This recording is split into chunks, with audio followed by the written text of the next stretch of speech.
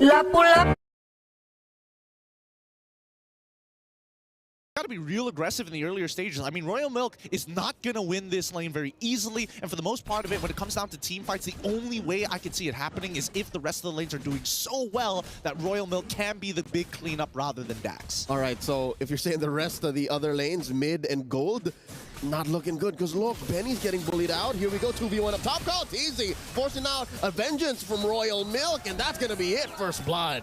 Instantly finding that chink in the armor and punishing it early. Like Wolf mentioned, level 3, find that instant gank, and Liquid Echo are on the board. So far, again, Sanford is incentivized to go aggressive, builds the casual Fury Hammer, and then can go ham from here. Like, you can just start just greeting out. Because again, what's Alucard gonna do? I mean, that's true, and he will need some time to scale, right? Ideally, he would like to snowball, but looking at the items and as well as the emblem build so far, like, I'm mostly curious about the duality of the Bennies of the Bennyverse. Benny QT up against Benny on Harith as of right now. The Azure Blade instantly purchased, and I think this, I mean, both sides want to win their lane. It's not just about hyper farming. Yeah, but the only difference is Benny from Myanmar has to actually commit the fights. Benny Cutie from the Philippines can actually just look for the fight, send the SOD, and then join in. For now, they're going to take their time, and here's the first turtle dance of this game. Let's see how they approach it, because again, I'm not seeing level 4s on supports just yet. Yeah, oddly enough, you mentioned the turtle dance, which is more of the dance we're seeing, less of the Lord dance, because those almost immediately turn into turns. They almost just always collapse into a team fight, but the turtle dance, look at this, it's a thing of beauty.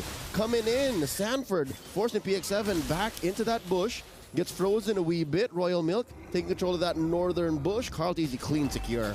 Yeah, this is the scary part. Now that JP is already level 4, at any point of time, he can initiate a fight that Liquid Echo can instantly capitalize on, and I think it might be towards this top side of the map. Oh man, Royal Milk, he's going to be taking a beating here. Oh wait, no, they transferred to the opposite side. They deny it. Yep, why walk? That's what's so scary about Liquid Echo here. They can basically call fights wherever, whenever, and given that they have a 1,000 gold lead with the very little effort they're putting in, it's dangerous. PX7 put down half health, in goes Dax. JP from the side lanes, jumping in the shortcut. Down goes Kid X, one more follows, Dax falls. An instant response from Liquid Echo. And I was already curious whether Sanji really wanted to get the Metamorphosis from Roger, of all people, with the IMU, right? Because there's so many other valuable alts, but he held onto it. You can see that he's utilizing the iframes. Keep in mind, when you use IMU, if there's the transform subtext underneath that alt, you get all the other abilities. Yep, and he joined the fight as if he was Dax, as if he was the Roger, and that just pushes forward Liquid Echo's momentum even more. Now 2K ahead of their opponents. There's a interesting engage up here on Kid X. It's so tough being Kid X, man. Of everyone, I think, so far, he might be the only one who's actually comfortable. Like, he's the only one who can say, all right, I'm going to play defensive or offensive. When you say so, everyone else has to react to Liquid Echo. I think... Oh, man. I think it's going to be a little difficult here, but let's see what's happening across the map. All right, so far up top, Royal Milk is just holding his own. And again, Kid X is getting pushed out of his comfort compared to JP, right? But by JP, who is just doing everything he can to make this gap even larger. Now a level ahead, half an XP bar.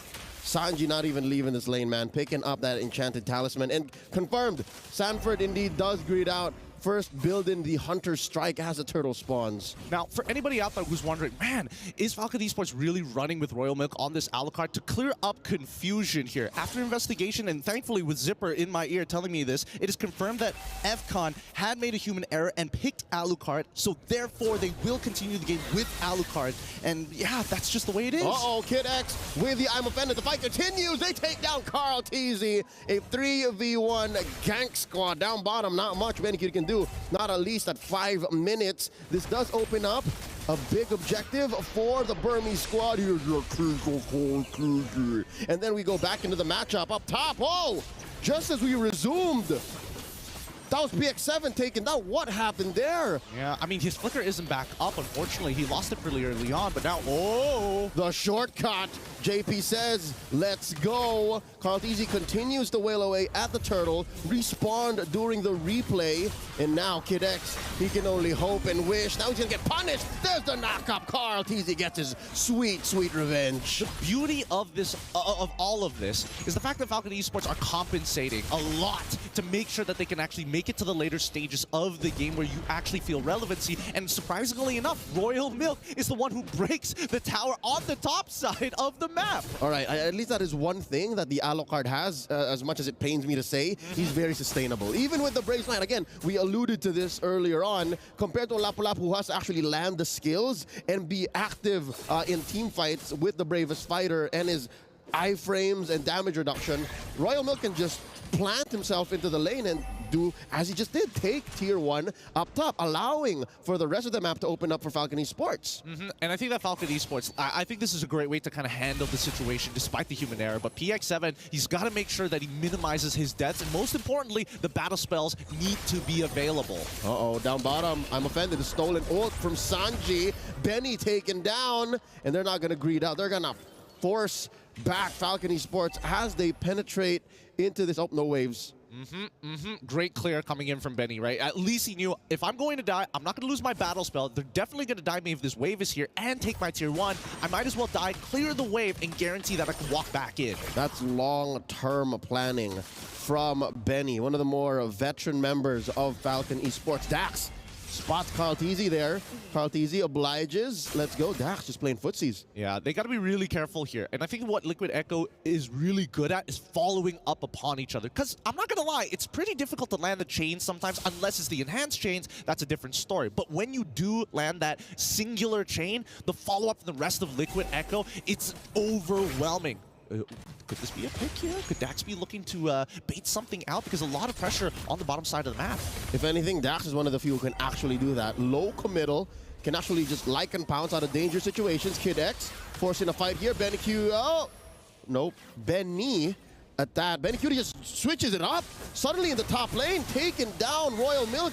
1v1. And now the turtle, the last one on the map, secured here by Liquid Echo, as Falcon Esports just stays to their own side. This game is so fast-paced. Like, both sides are struggling for tempo in their own way. Liquid Echo looking for more structures on the map, while Falcon Esports are trying to push and pull against them to see where exactly this pressure is going to be applied. Yeah, struggle is a relative term. Like for Liquid Echo, it's more of perfection. It's more of a polishing of what they're actually doing. For Falcon Esports, man, they're playing with less than a full hand, if you know what I'm saying. Like, yeah. They started with an Alucard, got the early push, and if you look at the stats, between a Moskov and a Roger, if there's a Roger on the map, it should win more often than not. But by the way the things are going, 7-1, about 5,000 between both. Oh, now, man. I mean, people need to keep in mind that, like, Roger is flexible. It can go into the jungle, and it also can go into the gold lane. So that's why we have the theoreticals here and the number of matchups. 14 times we've seen this matchup, and it doesn't necessarily have to be in gold. So keep that in mind when we're looking at this data. For now, 60 seconds until the very first Lord spawns, and so far, with the 5K gold lead that Liquid Echo has, like, I'm expecting Falcon Esports to just play safe, wait to counter-engage. Just let it happen.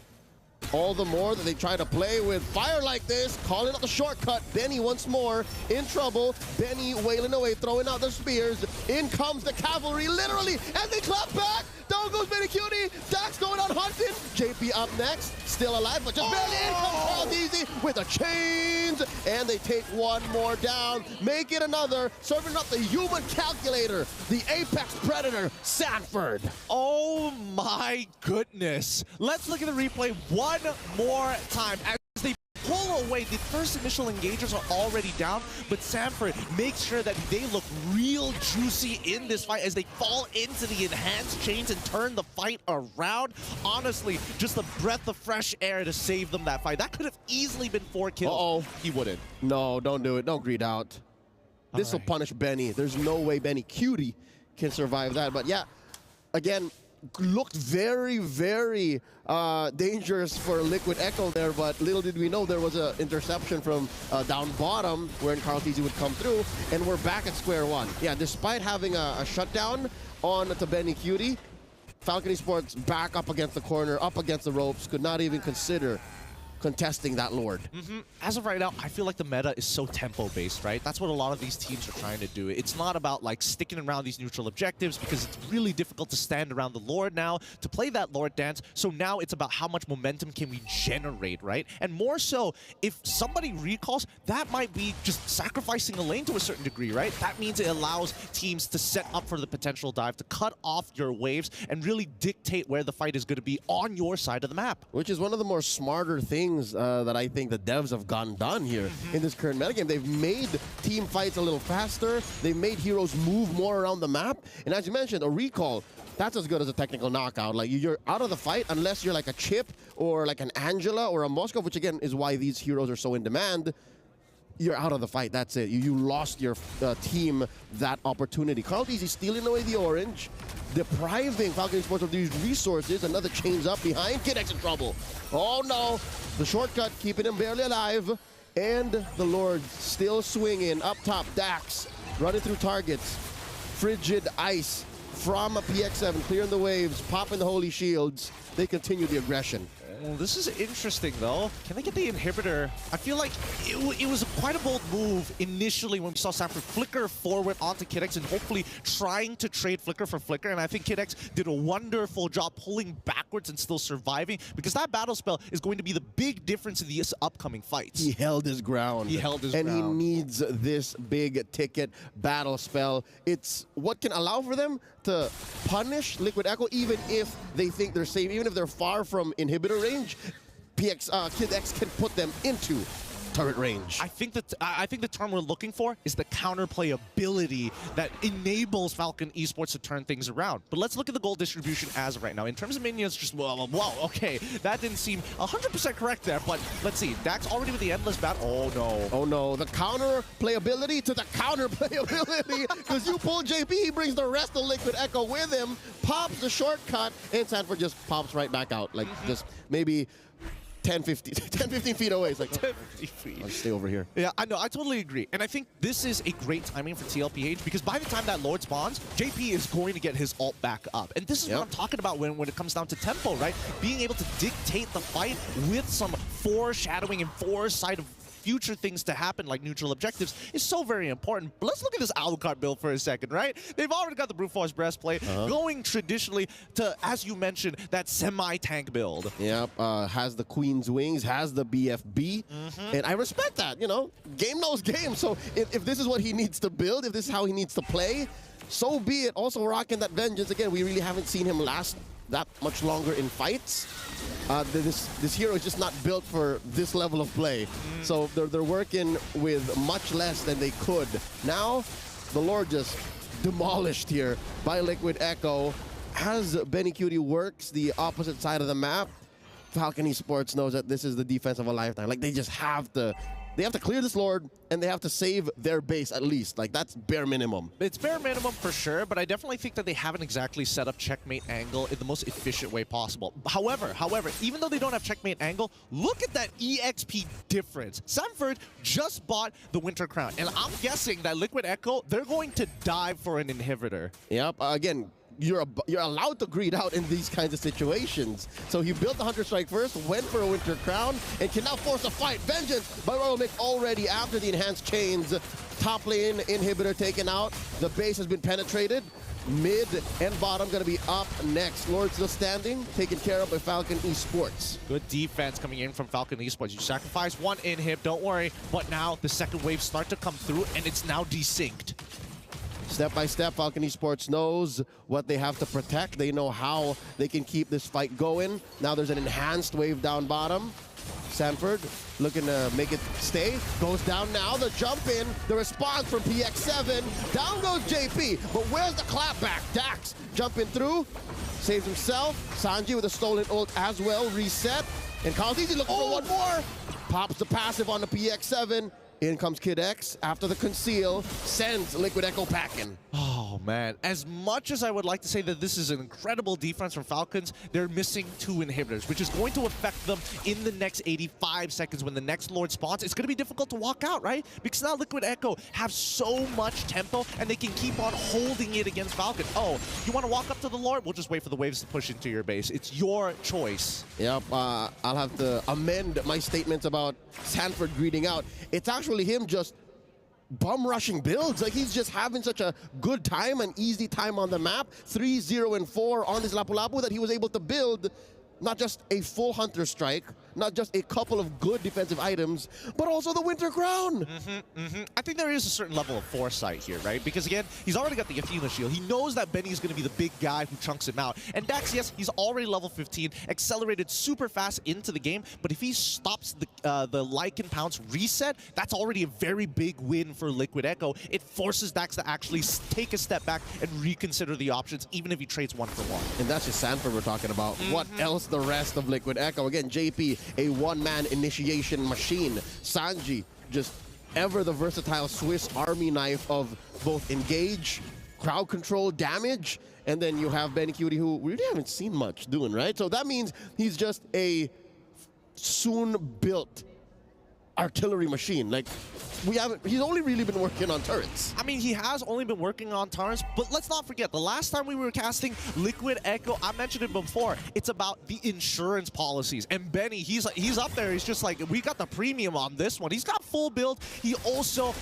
made sure that he has the winds of nature, but at the same time, his counterpart, Benny from Falcon Esports, he's full build. That's right, yeah, so Benny is also a force to be reckoned with, has to be respected. Because again, yeah, Sanford does have the Athena shield, but that can only last so long. He has to pick a target. It has to be PX7, it has to be Dax, or maybe even Benny, but it's just one of those at a time. I think the hardest part is that even if they want to get multiple people, if you commit too hard on PX7, right now he doesn't have his passive, but when it comes back up, that's when Liquid Echo really have to kind of shift their objectives. But at the same time, right, when we're talking about the Frigid Glacier, it is a large area that it covers. It's a huge AoE, especially once you're kind of funneled in towards the crystal. Which makes Liquid Echo's job not impossible, but relatively difficult despite the draft having been compromised for Falcon Esports. Like, they are making the most of a bad situation. Now they're looking for the GG push. Mid lane up next on the docket. Massive Lord up top. Dax put down a half health after 3 spears from Benny Cutie. A force of nature. Royal Milk is still holding on to his ult, holding on to his battle spell. Already a little bit of a pull from Sanji. The stolen ult from Kid X, and that's all very low members. Royal Milk falls. Lord has fallen as well. Sanford coming into the back line. Bravest fighter into 3. Gets his immortality pop. The base is still standing, but taken down just as quickly. Liquid Echo scores 1. Wow, what a fight. What a base defense right at the very edge. It was really difficult to tell who technically was winning, but it looks like, as I mentioned before, very together TLPH cracked down on the crystal. A split-second decision when they recognized, hey, this fight, it might not go our way. Being very together could not have been all the more well-timed. They needed to clump up, juggle the base aggro, because again, if that lasted 2 or 3 seconds longer, wherein Falcon Esports had their core members standing, that would have looked very different. Yeah, it was a dangerous situation to be in. But I think at the very least, when it comes down to a mechanical level, Falcon Esports are actually putting a really good fight. I don't know, but I think we need to be going into a deeper dive with our analysts, Lefel, Naisu, and Wolf. Take it away. Thank you very much. And we got a lot to talk about, but we first got to talk about the highlights of this game. And again, Team Liquid Echo looks like they are on point, but props to Falcon as well. A lot of good base defense. You know, I loved the way that just the whole lineup here was obviously utilized. We already talked about the chip coming into play. I'm surprised still that JP got his hands on it. But even there at the end, Sanji getting that pull with taking the I'm offended from Kid X to force them to fight was just great. I'm loving this Lapu-Lapu plus the chip combo. By the way, Krautizi reserving the right skill enhanced spells to utilize in specific situations. And you're going to see Benny Cutie going for the fadeaway here because he knows that the Aurora is a threat no matter what, so he has to back down for a little bit.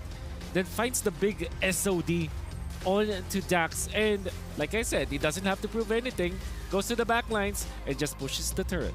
I gotta say, man, like looking at how they play, using the enhanced chain to knock up 3, that was a big game changer because that was one of the fights that actually Falcon Esports could win. The fact that they funnel it into a very tight corner, allowing Carl Tizzy to just come in with the enhanced chain, knocking 3 people up, changed things around. If Carl was not there, Falcon could have done better. Yeah, I definitely think if he wasn't there, they would have ran him down. But again, that's why so many, you know, their communication for Liquid Echo, they've had so long to work on that. And you just, when you're watching their game, you see how on point they are, how they're always there for each other. And, you know, that's really hard to play against when you're the opposing team. Yeah. You see when the Lord Dance happened, so many good things happened as well. But it's not technically a dance anymore. But JP was there up top near his shortcut so that he can get to the fights if ever he's needed. And he's out of the zone where you can utilize the sentry so that you'll be spotted out. So that's that meant that when he was there during the last Lord, it was in a Karmer's bush. He actually gave so much information to his teammates that Team Liquid Echo just decided to burst down the Lord because they know that nobody's coming for them anyways, and it played out perfectly well. And then you look at Sanji, for example. Yeah. Copying the right ultimates in the right situations, right? Going for the Ruby ultimate when it's needed, going in for the Roger ultimate when it's also needed. So, yeah, they played it to the T. I think there's a lot of comfort with the heroes that TLPH was able to get in this game. I'm going to use this time as well to let everyone know, even though the casters have said it, but after investigation, it has confirmed that Falcon Esports had a human error and picked up Alucard during the drafting phase. Okay. So they concluded their first game with the Alucard. So, you know, discussions could happen and you could have misclicked. So whatever happened, it was human error. With that being said, we got to continue with the game here. And again, letting go the chip, I feel like, is a very big risk. Looks like what they were planning to do was pick up the Harif as well as the Roger. Yeah. Who knows? Maybe with different EXP, maybe it could work out. I think, yeah, you don't let them. Just both teams really take care of the Lui and the chip. Yeah. I know Lui was banned, you know, in the last match, but yeah, giving chip over to JP is just not a good start. I think. Yeah. I believe they were planning to definitely do a different thing. Like you have counter engagements. Like they already started with a Ruby, which was great in the 4th slot actually. So if you don't know, guys, the Ruby was taken in the 4th slot, which meant that it can be flexed in the EXP lane as well as the roam role. Unfortunately, they last picked the Alucard. Whatever happened in there kind of destroyed their composition. Yeah. My guess is that they will put that Ruby in the EXP so that it will have a faster time farming and getting levels, then get a Tiger or a Minotaur so that they can T5. Imagine if that was the case, they will have time to block off Julian, for example. Maybe they can counter-initiate with their ultimates when the shortcut is indeed going to be used. So I'm very unfortunate for Falcon, but that is something that they also need to work on come the next game. Something that I have to say, which is a little bit weird for me, because I've been watching Falcon Esports for a while, where they have this style that they just outlast their opponents. However, I believe after they secured their knockout seeding, they don't play that way anymore. We usually see Kid X on this Florence, the Angelas, and then we have PX7 on something that can control the opposing side. Even though Aurora can, but usually we see him on the Faramis, and then perhaps seeing a double fighter setup. So what do you guys think about them changing up the winning strategy here? I think game 1, you can now again, given the Alucard, whatever they wanted to go with originally, it looked like they were still trying to play that, right? They were trying to stay in their base. Again, that was the 3rd Lord that was up and punched in, but because of the fact that you have Sanji on the Valentina, taking the I'm Offended, that alone basically forces them to not have that opportunity to extend the game any further because they were trying to do it. I mean, they turtled up in their base, and like Wolf said, they have come back in many of their games, and they were on that path. But Sanji, one decision of taking the I'm Offended, pulling them through, is enough to go ahead and stop that from happening. We're going to continue our conversation, but we got to look at our Sony MVP, and it's going to be Carl Tizzy on that Julian. Having the highest gold as well as the highest damage dealt, he definitely deserves it. Again, that one chain really saved his team. Great drafting as well coming out from TLPH. Identified the best hero for this situation. You deal the damage, but you also farm. You can contest the farm. As you can see that whenever he is being transferred to the fight, he can immediately blow up someone with one combo. And then we're gonna see him utilize the lance, the sword, and right here. In this case, that is gonna be the chains. catching 3 members, eventually just stopping the potential of Falcon to turn this game around. How fitting, guys. Julian popping up here, MVP performance, and so far we've seen him a couple times. Remember when MSC 2022, when he just came out, and how much Julian was picked up or banned out, and now here we are in 2024, and he's doing this. And what he's doing is amazing. We got to talk about how first item, Holy Crystal, kind of just unlocks this hero, which is crazy to think because we rarely see being picked up heroes like the Beatrix, the one that has 3,000 first core item being picked up, but Julian does it well. 9 KDA, 797 gold per minute, and 82% kill participation.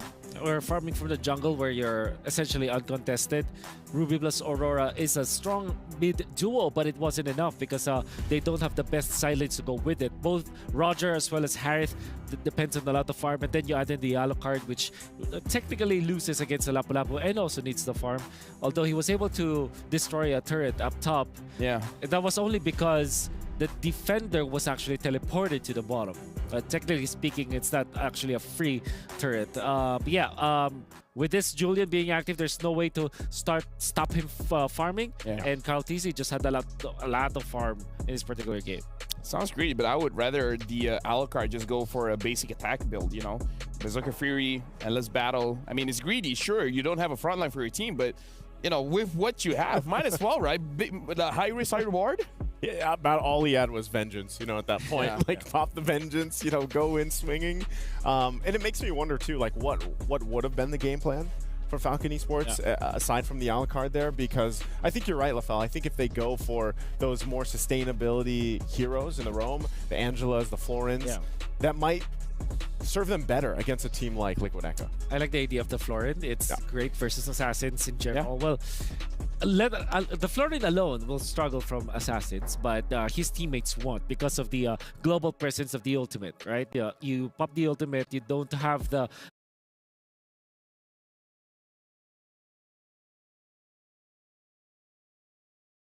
how the world sees me.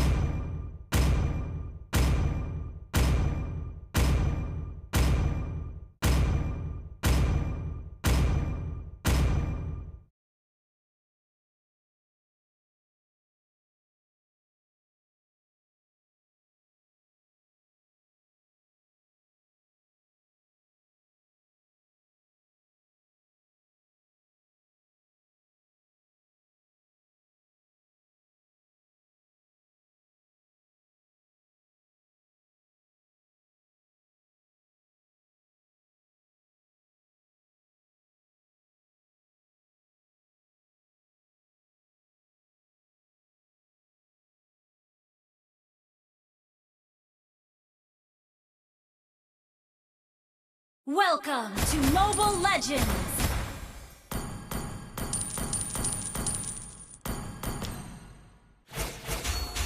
Five seconds till the enemy reaches the battlefield. Smash them! All troops deployed!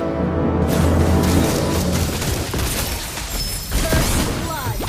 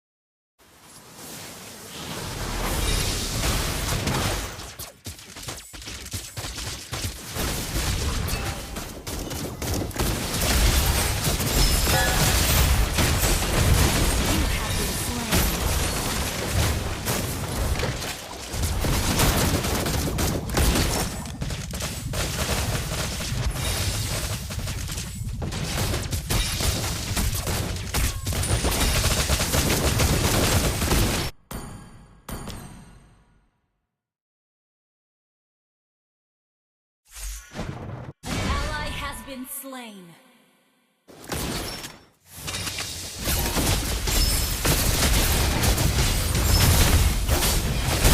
Slain an enemy. Killing spree.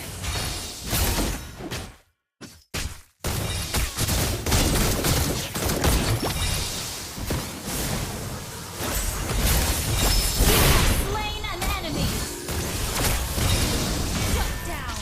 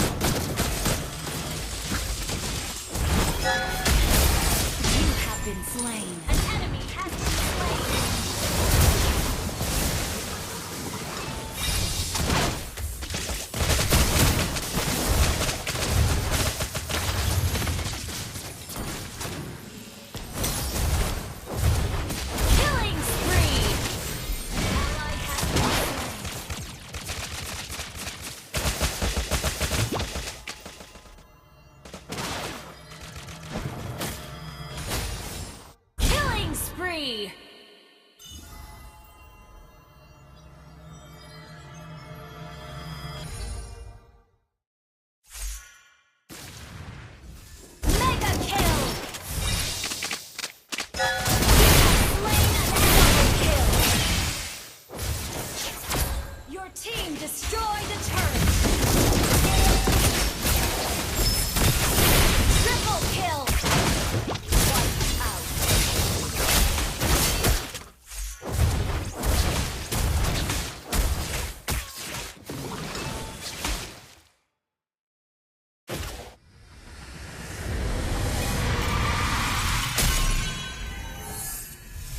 Victory!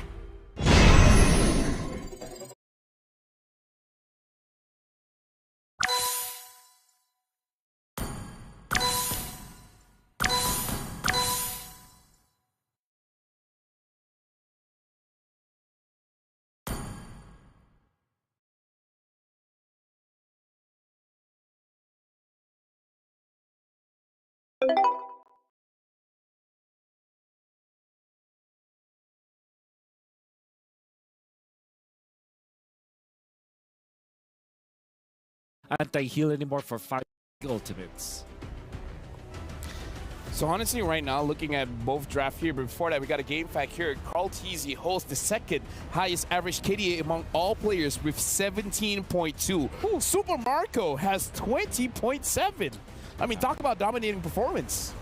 That is Super Marco with the bulletproof Marco. Okay, so they don't ban Kagura, they banned Farsa instead. I think Aurora should be a good ban here. But between Aurora and Kagura, I would ban a Kagura because at least with Aurora, you copy the ultimate, although that's not the most optimal one. Because if you're looking at TLPH, there's no big ultimate that you can copy apart from the I'm Offended. Yeah. So they banned Vex instead. Wow. Okay. Honestly, quite a lot of bans focusing on the mid, which honestly I do appreciate because PX7 is very good when it comes to... for me personally, he's the kind of guy that backs you up instead of like bursting people down, if you guys know what I mean. Like, he's a control mage, he's not really a damage-oriented mage. Yeah. Okay. So, you banned a Minotaur. I believe that the best here for TLPH is the Yu Zhang. With the Petrify combo. Going up against the Link, that is possible. That's very possible. I think that they will last pick their Carl TZ hero or the Benecutie hero, depends on what they feel like. So they will reveal Edith. Apart from that, well, they pick up Kaja. Okay, I feel like that's actually another way to just kind of handle a Ling if you're able to get the timing. But even the Harith, like, actually, I feel like anyone. Person for me, I feel like the Kaja is to deny Falcon from picking a hero that wants to frontline, like a Cho, like a Grok. So they're kind of forcing Falcon to pick up a roamer that doesn't stay in the front lines. In that case, that is Mathilda perhaps, or maybe Florin as a sustain. Is it good though with the Link? Not really. Yeah. So usually you want to get Cho here if you're FCon, and then the Aurora that we were talking about. We go Kufra. Oh man. I don't know about this Kufra, honestly. Yeah, especially going up against the Kaja. I think your game with Beatrix now if you're TLPH. It's a very strong hero. Good combo with the Kaja. You might think about the carry, but carry might struggle versus Kufra versus Ruby, and then you have Aurora as well. Carry also loses the matchup against Harith. So if you want to fight this, but then there's also the Julian. Julian plus Kaja is great. Okay, did not expect that at all. Okay, so, well, that was the power that flexed Roger, right? You could flex it in. Oh, yeah. And, they lock in the Akai. So, looking at TLPH's lineup, especially with the Edith, it's like maybe the second most picked hero right now, or up there. Either ways. Yeah, it's enough. Either ways, the draft has been completed. Pretty interesting draft coming in from both teams. We got to see if Falcon can win this one. But with that being said, we're throwing it over to our casters. I have to say, this is one of the very much a bold draft coming in from Falcons Esports. And not to mention that even for TLPH, they're coming in from a blast from the past, nostalgic draft, utility jungler plus a Kaja. To be fair, I am getting Back to the Future vibes from both because, again, who expected to see the Kufra come out today? And who'd have thought that up until the very last pick, Liquid Echo would swerve us by putting the Roger back into the gold and putting a very comfortable hero into the hands of Carl Deasy. He gets his Akai. I mean, it's a beautiful draft here from both of these teams, both looking to get a win against each other as we go into the second match here at the Land of Dawn. Falcons Esports on blue side, Liquid Echo on red. I'm expecting things to get exciting at level 4, but immediately Sanji losing out his... Whoa, okay, a flicker coming in from Kid-X as well. That is rather strange. I guess maybe he had an opportunity? That's what you call a face check. That is called a face check. I mean, Sanji's missing his Purify. Oh, so he did force it to trigger. That's about a minute until Sanji gets it back. And this is, oddly enough, Sanji forced to respond. He's forced to just hunker down and get his EXP. He doesn't want to go home. I think at this point of time, there's just... It's too much of a sacrifice to get a TKO so early on into this match, but he does find the trade back. Bang! Can they break the passive? Oh, beautiful stuff. They know. Kid-X jumping in, catches JP, and Sanji hitting the basics and the skills. Oh, this is so rough. This is so rough. From what previously I thought that Liquid Echo, man, without that mid lane, maybe they lose Lethal Wanderer. Luckily, Kaltizi is able to win out on that retreat. But even worse so, having to recall for the side of PX7 and missing out an entire wave on top of that, he's going to be a full level behind eventually. Yep, so what Falcon Esports look to start against Sanji, claps back against him. Sanji holding his ground here. And the jump by Kid-X! Could this be it? Oh, the bouncing ball keeping him stationary. Oh, the Burmese draw first blood. Oh, man. It looks like Sanji is a little uncomfortable dealing with this with Kid-X right now on this Kufra. To be fair, it has been a while since we see Kufra come back into these types of games. We've seen only one other time beforehand that Kufra came into play professionally here at MSC. But for the most part of it, Liquid Echo, they got a code switch here. Yep, now we have the turtle up. Kaltizi holding his ground. Kid-X looking for an angle. In retry range, Kaltizi gonna go ahead and get it. Heavy spin on a Kid-X, keeping him in place. Sanford gets a kill, and Royal Milk can only watch. Take the freebies while you still can. Good thing that Liquid Echo is keeping a timer on the battle spells. Kid-X still 2 seconds off until he gets it. At the same time, we do see the Ling has been roaming around the map, making sure that he's picking up as much gold as possible. It's really important that you don't lose pressure off of your EXP and as well as your mid lane, because that could result in losing a purple buff. And I mean, Ling and purple buff, they go hand in hand. That's so Dax. Even if he wasn't playing a Ling, this is the tempo he would like to go at. Up until when he's ready, that's when he's gonna snap the finger, put on the kill switch, and say it's go time. I'm assuming maybe at least 2 core items for him, 2 solid items for the Ling before he actually joins anything, and he's far off, man.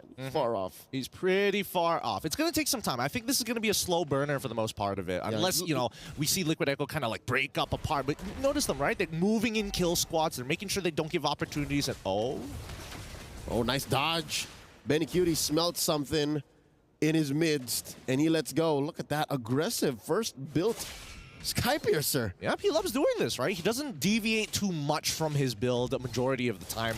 He usually has 2 go-tos, but as of right now, I think the biggest concern is whether, all right, does he get it?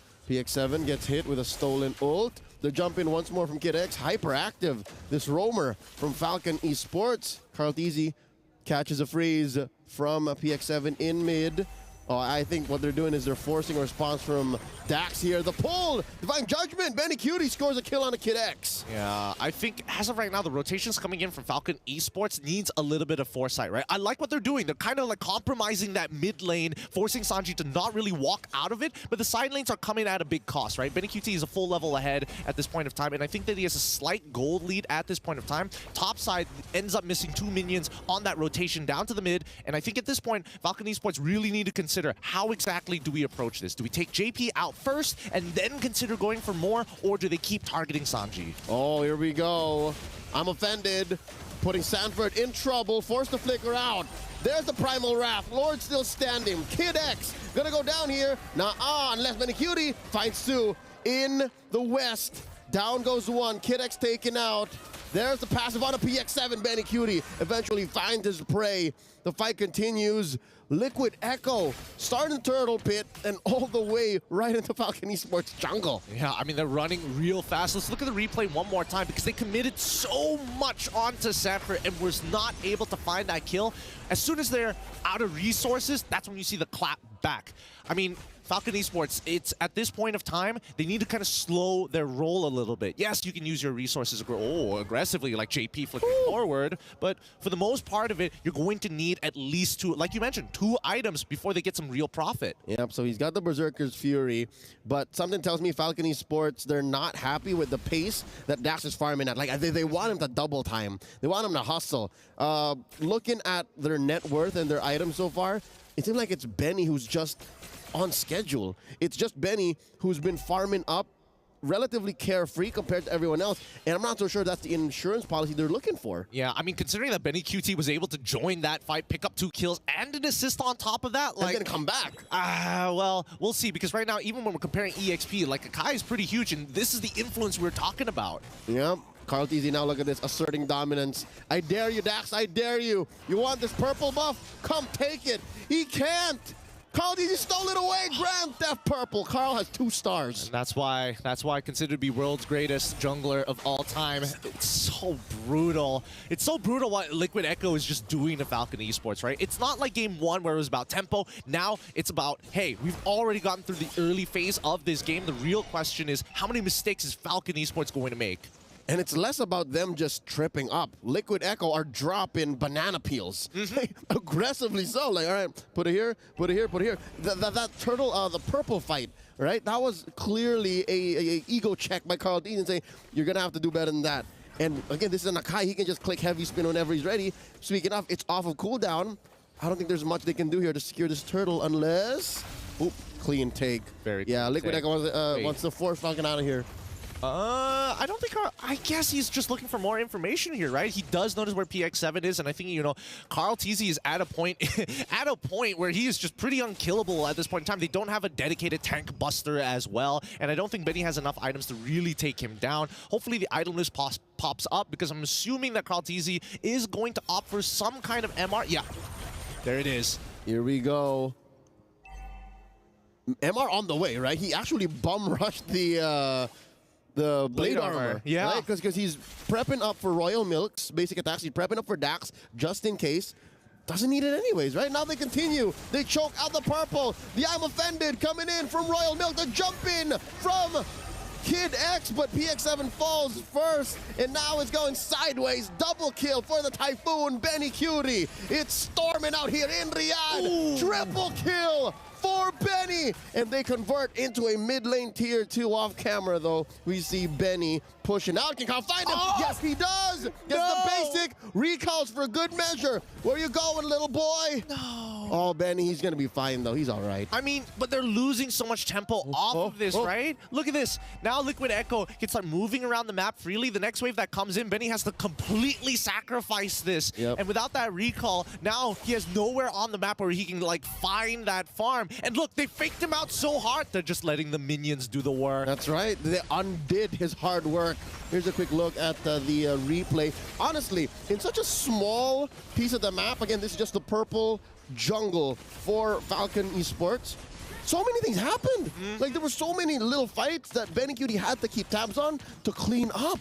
Yeah, I think, you know, coming from Liquid Echo's perspective, it's like a 2-pronged attack. It's like there's purple buff, which is super important for Dax, but all of a sudden PX7 is out of position because of that. And that's why I'm saying, how many mistakes positionally can you make from the side of Falcon Esports when you want that traditional front to back and you get hit from 2 sides, especially now that the mid-tier 1 has been opened up and even the mid-tier 2 already cracked open. At this point, Liquid Echo can basically walk around effectively and force Falcon Esports into these forced errors. And look at that, off camera. We didn't even have to see it much happening. They did more than just blitz it. They casually took the Lord.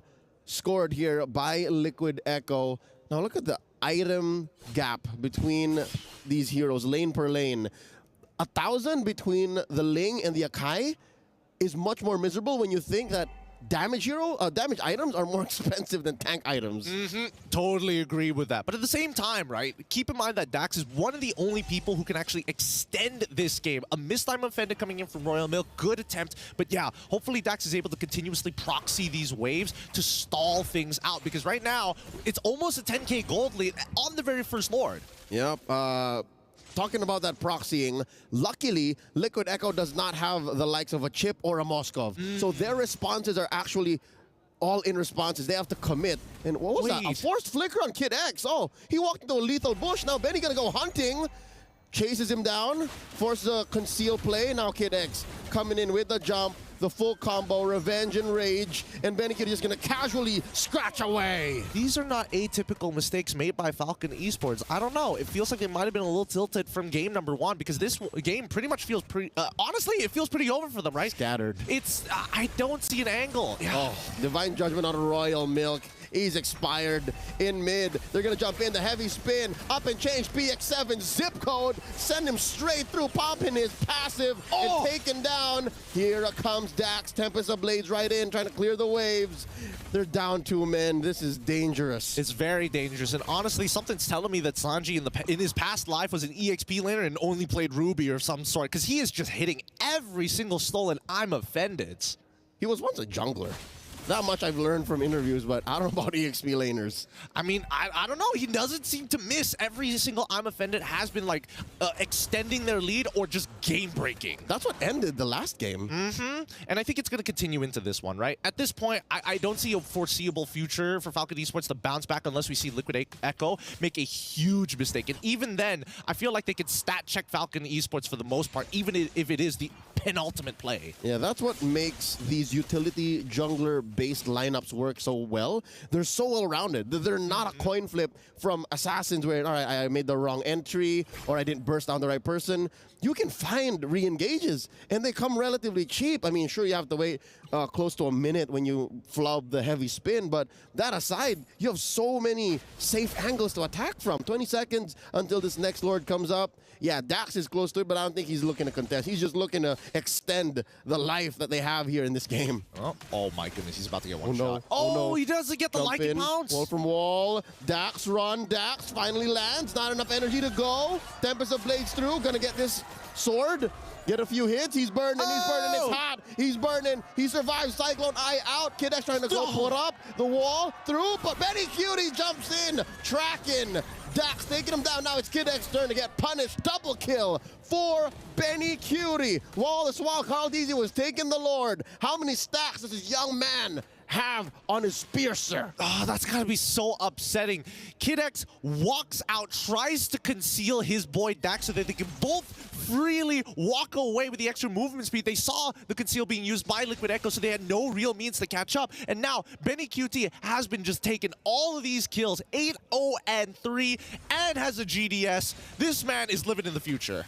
He's running on all fours. Even in human form, it looks like he's in Lycan form. That's how fast he is. Another flicker and a Divine Judgment. Royal Milk taken out by Sanji. The 1 and 2, the alley-oop. Forcing out Tempest of Blades here from Dax. Put in Lord here. At a quarter of its health, a tenth of its health. Taken down. They're alive, but barely breathing. Turret taken down in mid. Top lane as well. It's a bear base left for the Burmese. Are they going to be on match point? Liquid Echo going in with a stampede.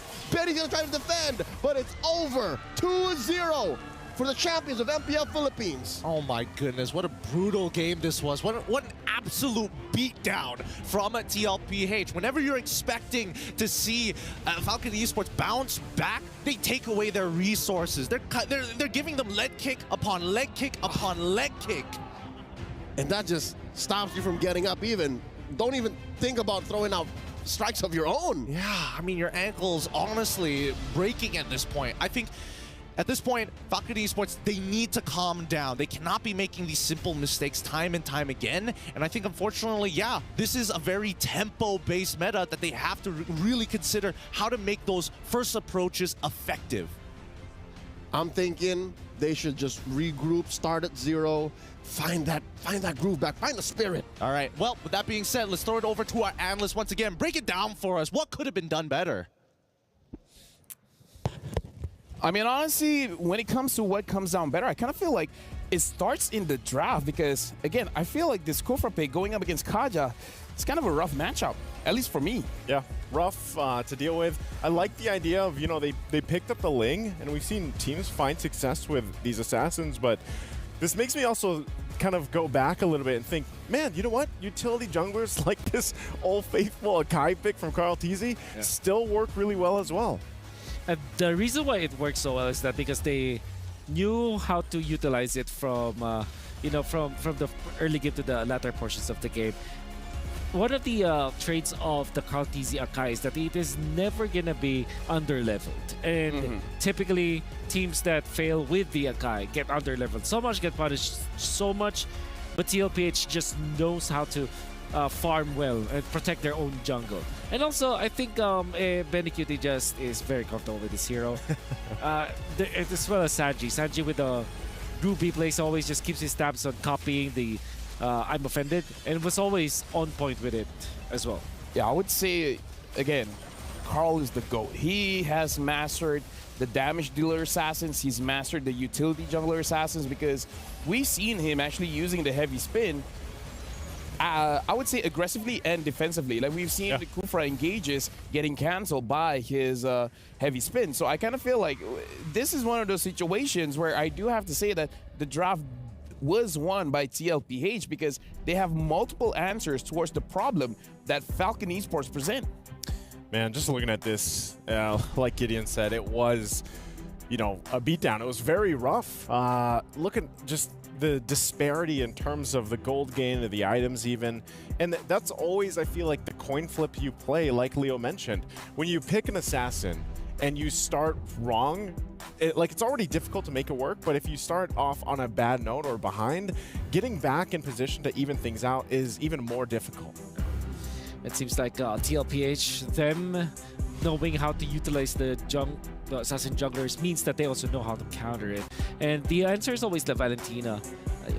It kind of revolves around, especially when you're given access to the Ruby, because the combo, so it seems for FCON, is Ling plus Ruby. Yeah. And they also utilize the Ruby plus the Roger. So it's like the Ruby will always be part of the composition of the wish list that they're always doing, which means that now the Valentina is going to be having a lot more stock because you counter the enemy jungler and you also kind of counter the roamer / the EXP laner for this one. So maybe for FCON, ban the Valentina next game. Personally as well, I kind of feel like this is a bad matchup of rock, paper, scissors where Falcon wants to win in the later stages of the game, but TLPH is very good at ramping up their advantages because, again, 1,000 gold feels like 6,000, 7,000 for TLPH. So they're coming in with the draft and they're coming in with the game plan. Is that, okay, we stall, we try to contest for some turtles, but our main plan is to just win team fights against TLPH. But the thing is, you got to figure out how to slow them down. And I feel like that's the biggest problem. Falcon Esports cannot find a way to slow down TLPH. I mean, even if you look back at the MPL Philippines Grand Finals, at that point, Falcon's AP Bren couldn't find a way to slow down, Liquid Echo here. Yeah. And that seemed to be the case even throughout MSC so far. Yeah, and honestly, I do feel like they have to make a bit of a risk coming into game number 3. I'm not talking about letting go the chips or Louis. I kind of feel like that's a little bit too much, but change your game plan, change your mindset to win one lane, either mid, EXP, or gold, and try to get some kind of advantages in that particular area. Because I feel like if you just let TLPH win everything, you're not going to get to the late game that you want to. Yeah, I believe that there's some magic as well from what the Team Liquid Echo has been doing in this particular the composition where the wave clear is much faster on their side. They have the Valentina plus the Kaja. Kaja clears the wave so fast because of the passive as well as skill 1.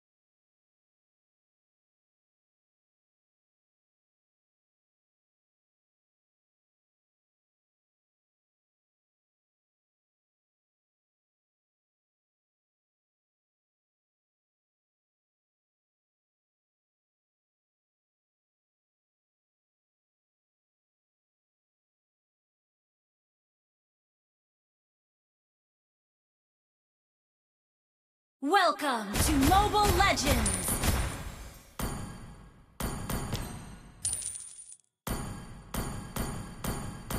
Five seconds till the enemy reaches the battlefield. Smash them! All troops deployed!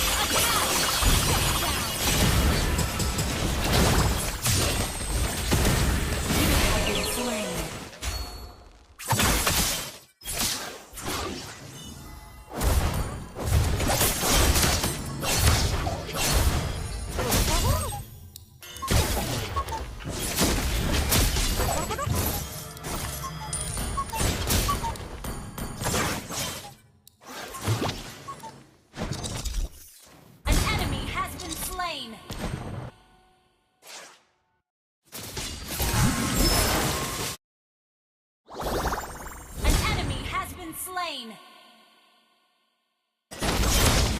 An ally has been slain.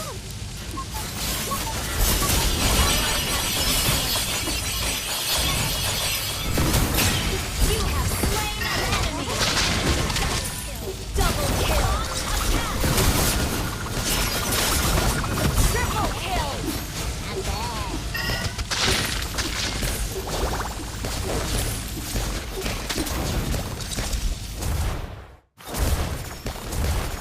You destroy the turret.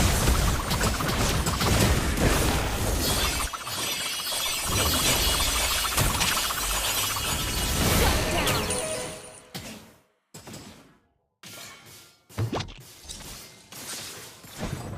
Enemy double kill.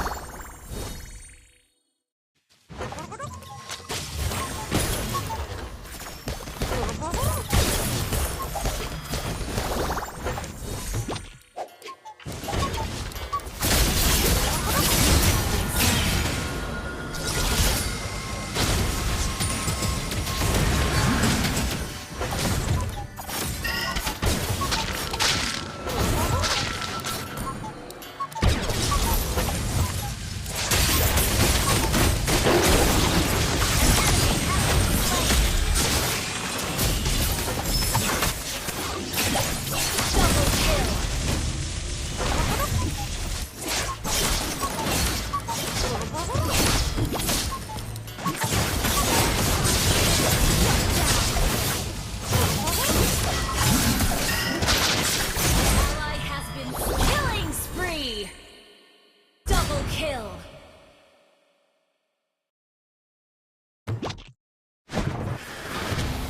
Your team destroyed a turret.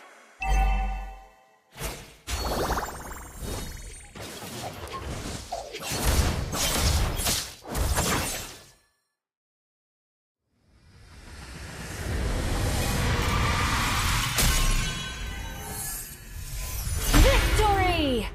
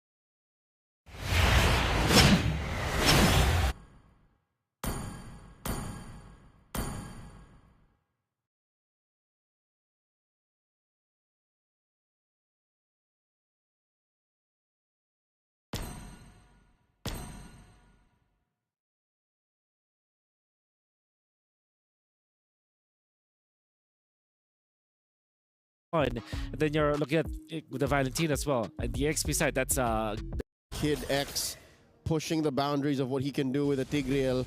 Its passive actually is a little better against a different mid duo because JP and Sanji both deal magic damage. So he's not as chunky compared to, like, let's say if that was a traditional tank roamer, you know, that deals physical damage.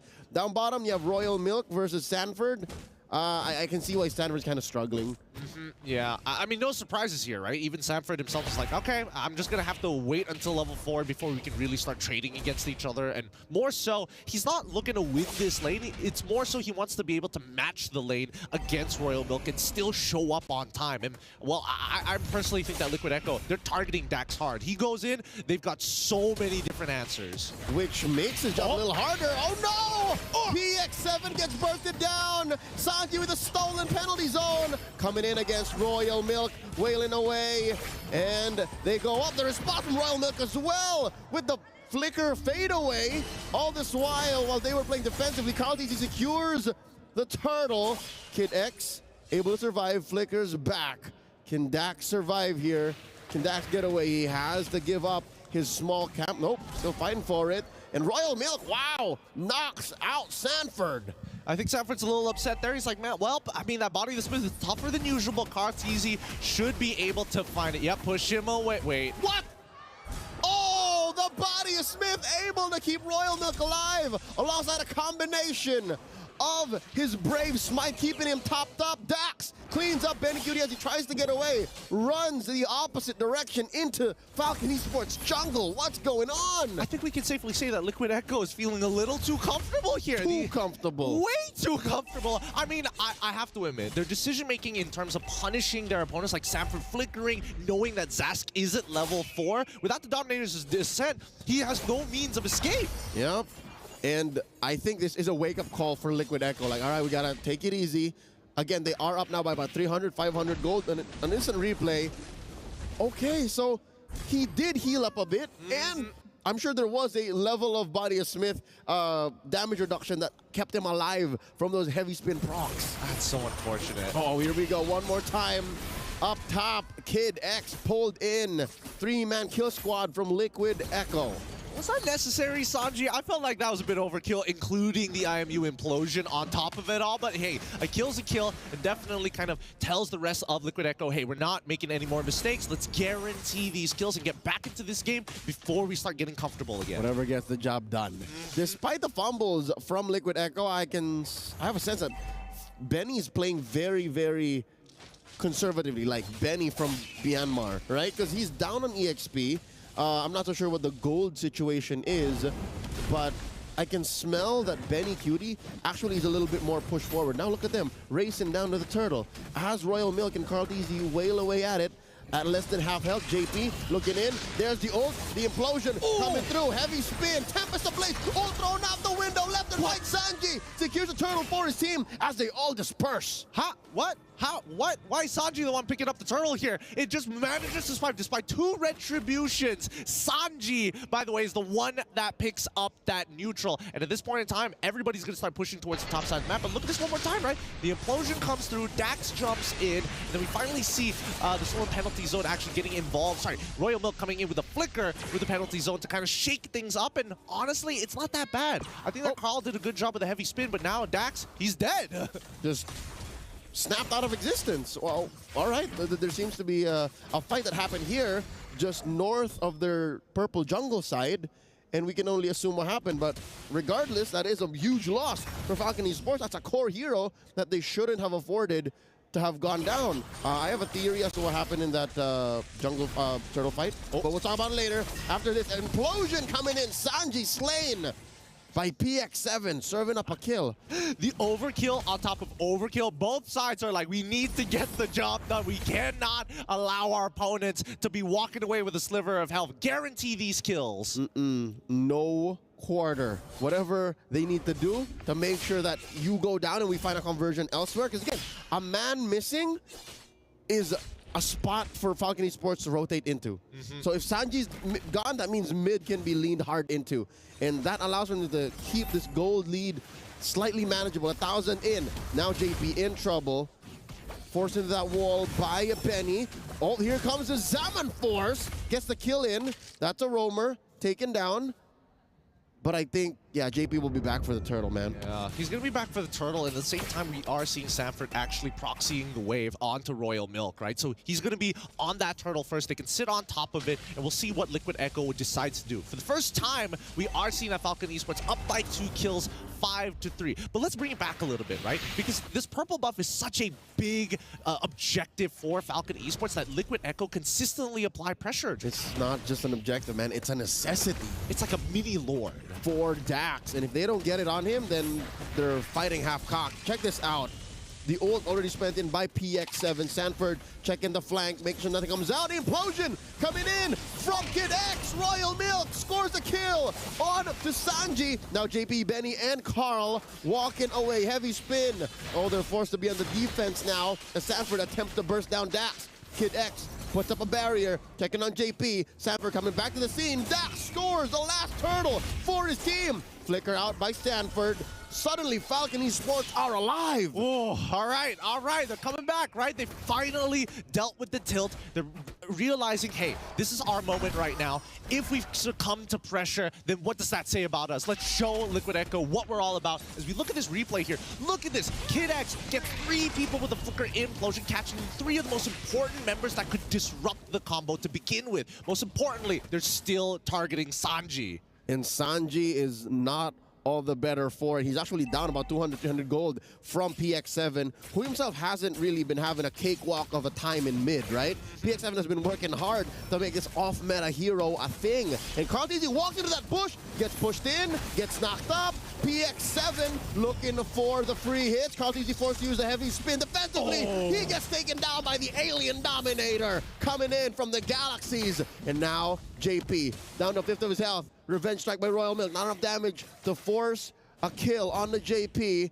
And they send the cavalry packing. Falcon Esports on the aggressive. I think that Liquid Echo may have underestimated them a little too much. And again, all of this is just snowballing out of control from the earlier stages of the game, right? If we look at this replay one more time, this was a very interesting decision. I think they weren't expecting Royal Milk to show up for this fight because nobody was visible on the map at that point of time. Yeah, what this tells me is Falcon Esports have to commit to their flickers. Like, if Liquid Echo haven't been counting flickers down to the second, they have to now. Because so far, back-to-back, those are the team fights that Falcon Esports win.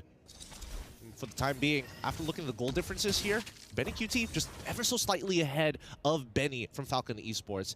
And that's the big insurance policy, right? But that's under a very large condition, where the Liquid Echo could chunk out the members of Falcon Esports effectively. They already have to deal with a bunch of stuff, right? Kid X has his passive to naturally be tanky, and Benny QT will have to wait patiently. PX7 is by far the most annoying hero to deal with for the entirety of the lineup of Liquid Echo. So Sanford, if he's not targeting PX7, he's looking towards Dax and Benny. And for the most part, as long as he's standing around the little alien sentry turret PX7 has, then there's not much you can do. The slow from it is pretty obnoxious. Yep, and again, the damage that it deals, it's a combination of burst and DOT. So you have to really watch out. Royal Milk here, chunked down by Sanji and Carl. Kid X, checking the corners, clearing these corridors. And now the Lord dance continues. Interesting. We've been here about 10-15 seconds now. It's bursting down Dax. Kid X not really checking that northern part of the fight. Royal Milk, he's burning. Oh, here comes JP with a Divine Judgment. The implosion on the 3 and the pushback. Heavy spin by Carteezy. Here we go. Benny dancing on. Drops the 7-4. Sanford in trouble. Able to dash away. Dash looking for the secure. Gets the kill. Knocking out Terry Bogard. Trade out for Kid X. 1 for 1 so far. Where is this fight going? Lord gets hard reset. Liquid Echo, majority of them at half health. They're playing around their side as Falcon Esports. Oh, they're playing with fire. Just staying here. I think they can rush this down, right?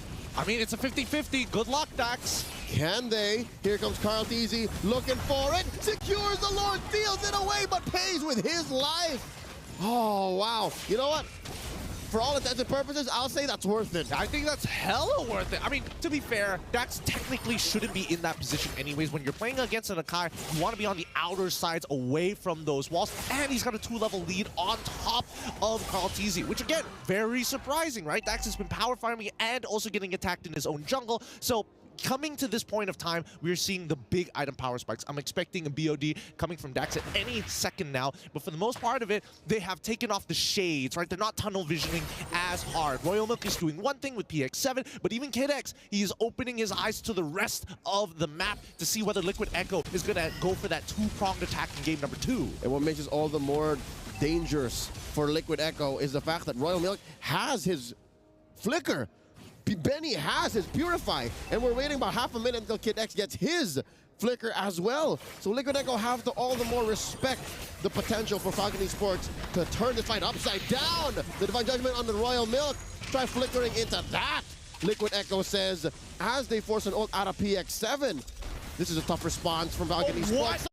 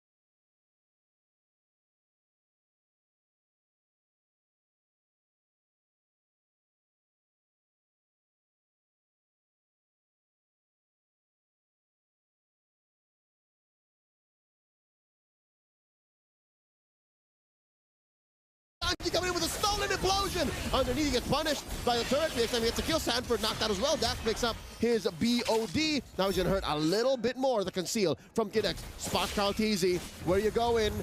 There's enough damage here. Looking for it. One more hit. Oh, the killing spree for Dax. Falcon Esports are online. Liquid Echo is overheating. That was such a cool play, but between the Dominator's Descent, you basically you put him between two turrets, the tier 1 and the ult coming in from PX7. And as much as JP was absorbing a little bit of the damage, they quickly turned it around. Like, great engage from Sanji's side, but was this the correct decision to make? I don't think so. I think that Liquid Echo was just being overly confident that Betty QT could clean things up as long as they are low, but they can't even get that done. I think this is coming off the back of that trade from Carl TZ. The Lord for Carl TZ trade is at the same level of that level of aggression underneath tier 1. They did not respect Falcon Esports' potential for a clapback, a massive clapback, and a cheap clapback at that. It cost him just but Benny's Purify. All the flickers are online.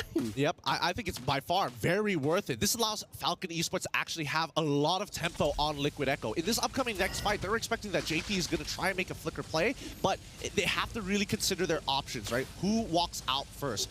And I think it's always got to be Royal Milk. He is the most expendable because Kid X's ultimate on that implosion is so very important here. And if he goes down too soon into that fight, then you're hoping for a lot of Royal Milk in like 1v3 and hold off while the front line gets melted away by Daxon as well as Benny. Which is a bit of an oxymoron, a paradox, if you will, because if you want to burst down Royal Milk, you got to go all in. He has that passive.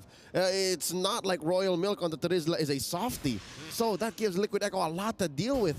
For the first time in this best of 5, they're down on kills, down on objectives, down on economy. So this Lord, I'm guessing Carl TZ can't just willingly throw his body at it again. Not the way that the past Lord has gone, the past couple of Lords have gone. Well, I hope Dax has learned his lesson here, right? Don't stand too close to the wall. Especially don't be inside of the pit. I think even from the previous patch, the traditional Akai versus Frederick matchup, that's the one thing you have to worry about. Now, ooh, okay, Bloodwings coming in from Benny. That's going to keep him alive for this upcoming fight.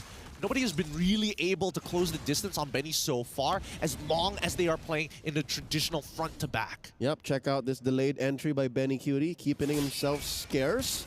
I don't think Falcon Esports know that he's there. Here's the dance, a slight pull. Lord here at a third of its health.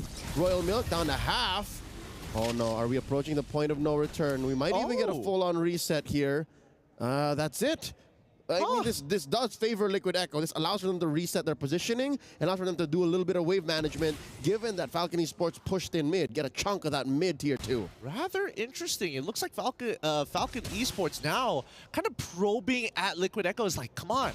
Come on, Royal Milk is like, he's half HP. He's walking up even further. He's taking the true damage from Lauren as well. Yeah. This is what you want, right? So just jump on in. And even then, FCon, they are smart. Dax, now with that purple buff, makes all the difference in this fight. They can deal with this and juggle it for as long as they want, and they might even get a split push in while they're at it. Yep, their waves are a little stronger, better position this time around. Whoa. And we see here Sanford cleaning up. Kid X spot in the back line. Here comes the Lord, secured by Carl TZ. Penalty zone by Royal Milk, unable to punish Carl TZ as he exits with the heavy spin, gets caught up by the implosion. A Tempest of Blades in as well. A lot of ults thrown in to punish Carl TZ. And now, the ult from PX7 moving through. Benny Cutie, check out this angle. Coming in, jumping from the south. Ooh. Collapsing, intercepting. Benny with his Zaman Force, displaced. Liquid Echo don't want to dance here, don't want to fight here. As JP and Sanji fight him through. JP gets his immortality popped in. And he's gonna go down here unless they keep going. The shutdown by Benny Cutie. But he gets taken down in trade, right? They both go down with the Luminous Lord starting to walk on out of here. Falcon Esports, they don't want to start losing turrets for free at this point of time, but they need to start clapping back. Let Dax do his own thing. The rest of us, we got to take this tier 2. We've got some housekeeping. That's a super expensive comeback from Liquid Echo. Sure, they scored the Lord. Sure, they got a couple kills on the way out. But they paid the price, man. Look, the map became blue because of what they just did, or because of what Falcon Esports did to respond to their short-term comeback. I think they understand that if they let that lore to start to push out the way that it did and Falcon Esports start walking up, they're going to be able to start stealing away the economy here, right? They can start stealing jungle camps, for an example. And I think that Liquid Echo wants to minimize that damage by trading proactively against Falcon Esports to keep them on their toes. But let's look at the gold distributions here, because overall, we are seeing that both gold laners are basically getting to their full build. I think at this point, 45 to 50,000. Okay, so that means Benny has extra surplus money for item swapping. Benny doesn't have that benefit just yet. But I don't think Benny Cutie needs it. Looking at the way he's built right now, he just needs a better entry into a fight. Earlier on, he went in where Falcon Esports were clumped up, only half of them at half health. So he's not making the most of the Sky Piercer, not making the most of the Blade of Despair. And I don't know where Liquid Echo can find that angle, because they have to set it up the hard way. Carl TZ is putting the objectives on his back. Like, he's throwing his life and body at these things and is willing to die. So that's one member of yours. There's no other peel. There's no other real way to fight front to back against Falcon Esports, who can basically draw a straight line through you. Exactly. And I think that Carl TZ is going to be the big player here who needs to kind of disrupt that positioning, right? But what's the most ideal? You're going to have Royal Milk kind of isolated by himself, maybe even Kid X, right? But at the same time, I think the most opportune moment probably will be having a fight by the pit or in lane. Once you start getting to those choke points in the jungle, as much as Carl TZ is like, maybe I can get like a 3-man like lockdown, I think that is more beneficial for Falcon Esports now that you're in tight corners. Yeah, I'd reckon maybe fight where there's no objective. Fight when it's actually just heroes. Because the fact that Carl TZ has to think about his opponents and the major objective makes it a tougher call for Liquid Echo, because they also have to perfect the art of the turn. Now Carl TZ here, sandwiched by 3, PX7, Kid X, and Benny. I wonder if he knows. He might just be baiting this out. Royal Mick responds. Look at the back line. Royal Mick catches 3. JP taken down. PX7 secures the kill. In comes Dak with the delayed response. The implosion giving Benny Cutie a kill. On to Benny, and Carl TZ now down 3 for none so far. Falcon Esports are soaring. I think they might be able to close out this game here. They got they've got 2 Ballista minions walking up to this crystal. Sanford, you got to do something. Oh no, that's it. Underneath the base, Salmon Force spelt in. 2-1. 2-1. The Burmese live on, forcing game 4. Woo, boy. All right, we got a real series on our hands here, boys. Falcons finally making sure that their communication is clean. They're able to focus on what is important, and most importantly, they're not tunnel visioning. I don't know what went wrong for Liquid Echo there. They were doing pretty well for the first half, and then suddenly they just kept going for expensive plays that, honestly, Falcon Esports punished. They got too comfortable. That's what I'll say. They got very comfortable, and they're probably not as practiced against the Zask in particular, because there's a lot of situations where you're like, oh, if somebody's tanking it, maybe we can go even further and continue this dive. And I think that it's hard to calculate if you don't have a lot of scrims against it. But with that being said, let's throw it over to our analyst to have a deeper dive into that drafting game. I'm diving. That's a dive. That's pretty deep. That's pretty. But either ways, we got a match here, because now it's 2-1. Falcons win it with the Zas. Nice. First impressions. What do you think? Zask, I'm always a fan of these mage picks that come through that aren't necessarily quote unquote meta, and maybe that is part of the equation here. Like Gideon mentioned, maybe they haven't scrimmed against the Zask pick so much, so they were kind of caught off guard from it. This is the calculated risk that I wanted. The calculated risk that you wanted, yeah. Okay, so nerding out a little bit here when it comes to like the semantics of the game. Valentina is countered by Zask in many ways, especially in the mid lane, because it's hard to kind of because you're essentially melee if you're Valentina. Yeah. So you have to get up close and personal. Zask denies that. You cannot stay. You walk actually very slow. If you don't have your double dash, you're quite in trouble. Assassins generally don't like to play against Zask because you have so many ways to outplay. You can get inside your ultimate, flicker your ultimate, then dash out of there. So it's like a triple dashes if you think about it. Yep. And then you also survive. Assassins cannot literally like eliminate this nightmaric spawn that easily. And then come the late game, you have the Winter Crown that eventually will be a problem. Also, if you have an awkward jump, if you're an assassin that has only one jump that has to reset, which you know is very awkward for Roger. The continuous damage now from the Zask is a problem because before you have to attack someone, right? Now it's like a continuous, it's like a laser. Yeah. Right. That's a problem for anyone that it jumps in the wrong way. If you jump and you cannot get out of that zone, you get slowed down so much. You get constant damage, and yeah, it's terrible to play against. So I'm not saying that Zask is the best here because that's the way to describe it. It's like almost perfect, right? But it's annoying.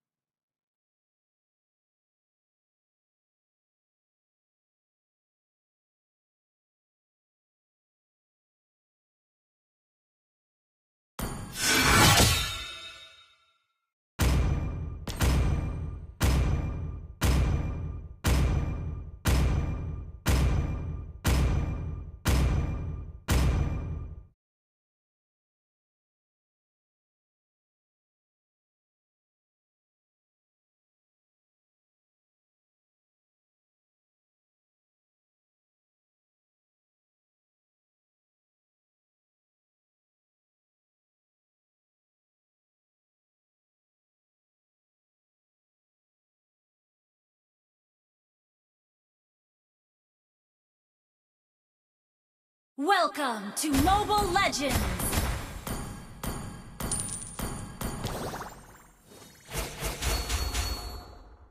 Five seconds till the enemy reaches the battlefield. Smash them! Ampun po, First blood!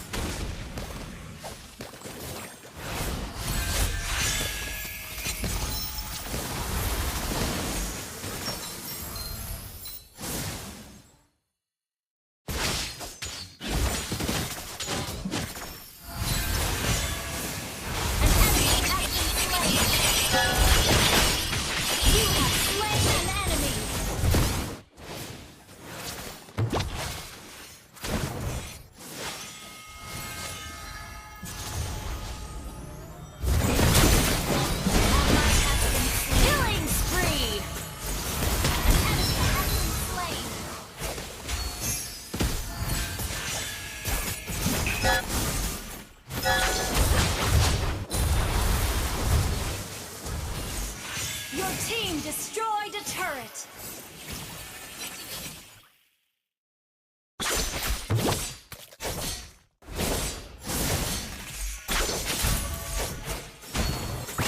An enemy has been slain!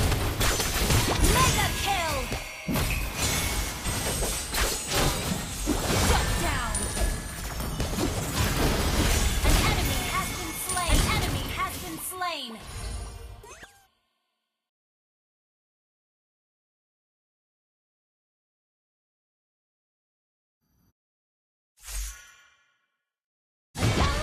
been slain. An enemy has been slain.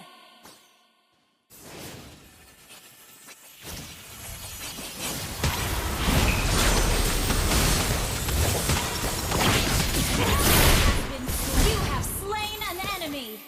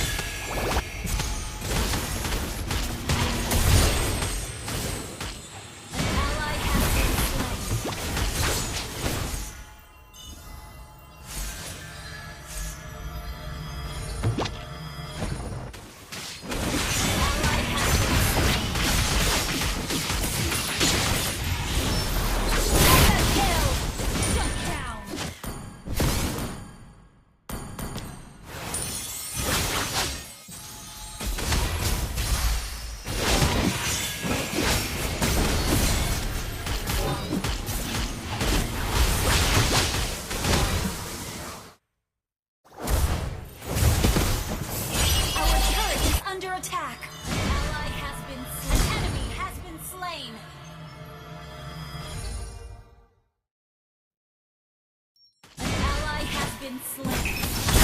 Slain an enemy.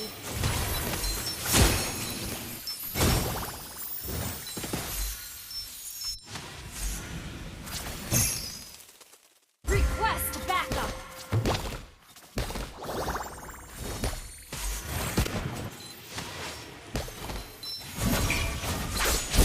Slain an enemy.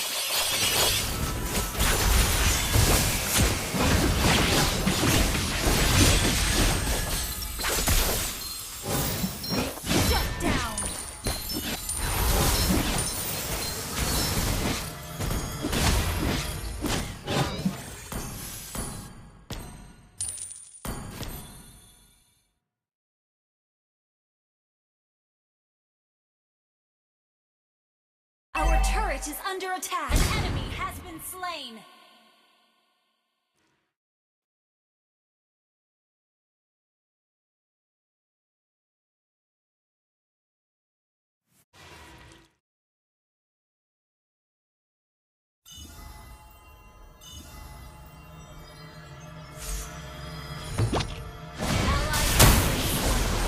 Ally has been slain.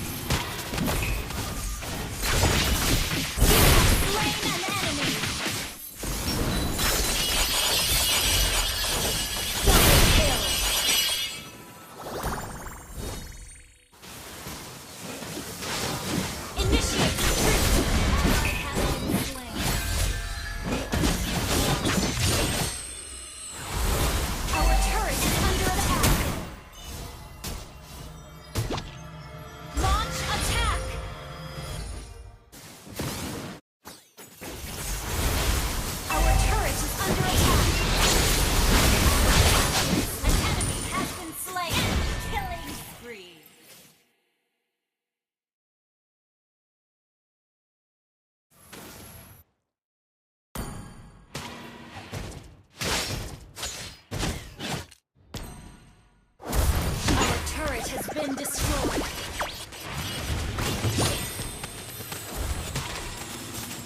An enemy has been slain.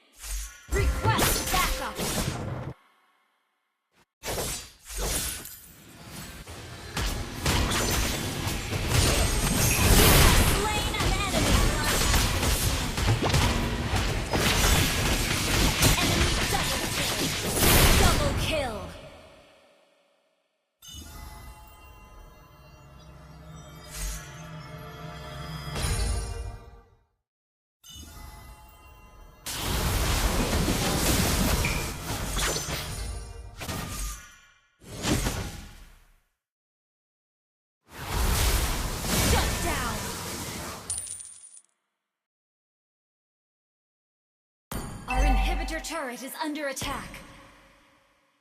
An enemy has been slain. Request backup.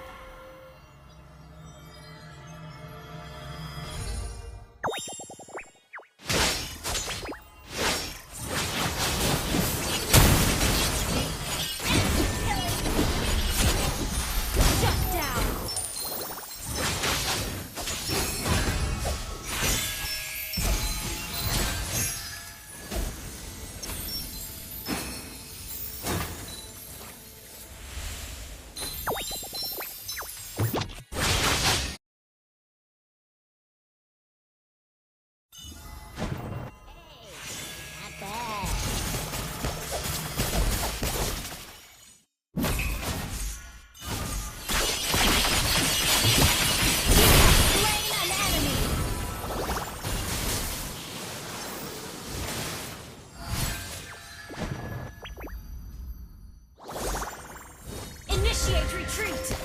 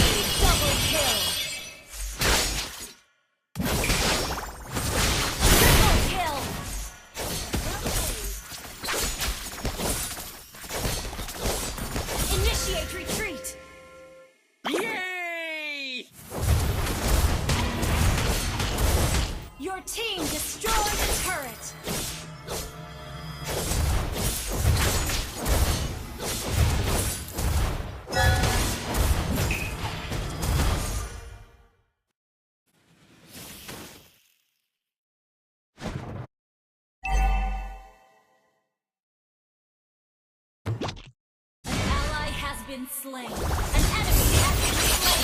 Ally has been slain. Monster kill.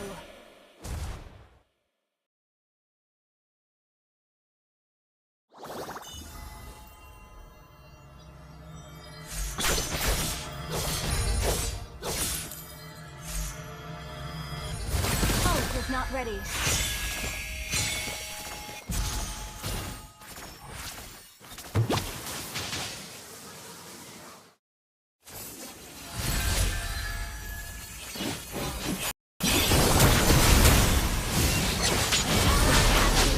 Shut down.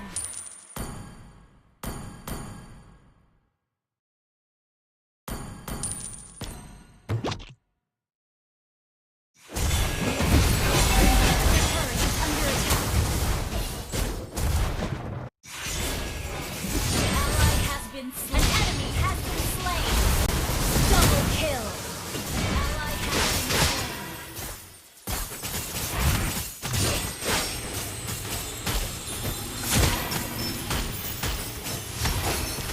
An ally has Our been turret slain. Has been destroyed.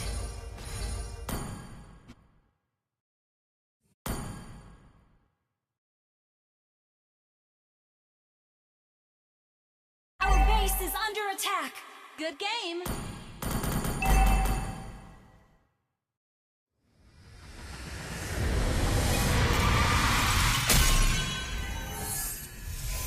Defeat.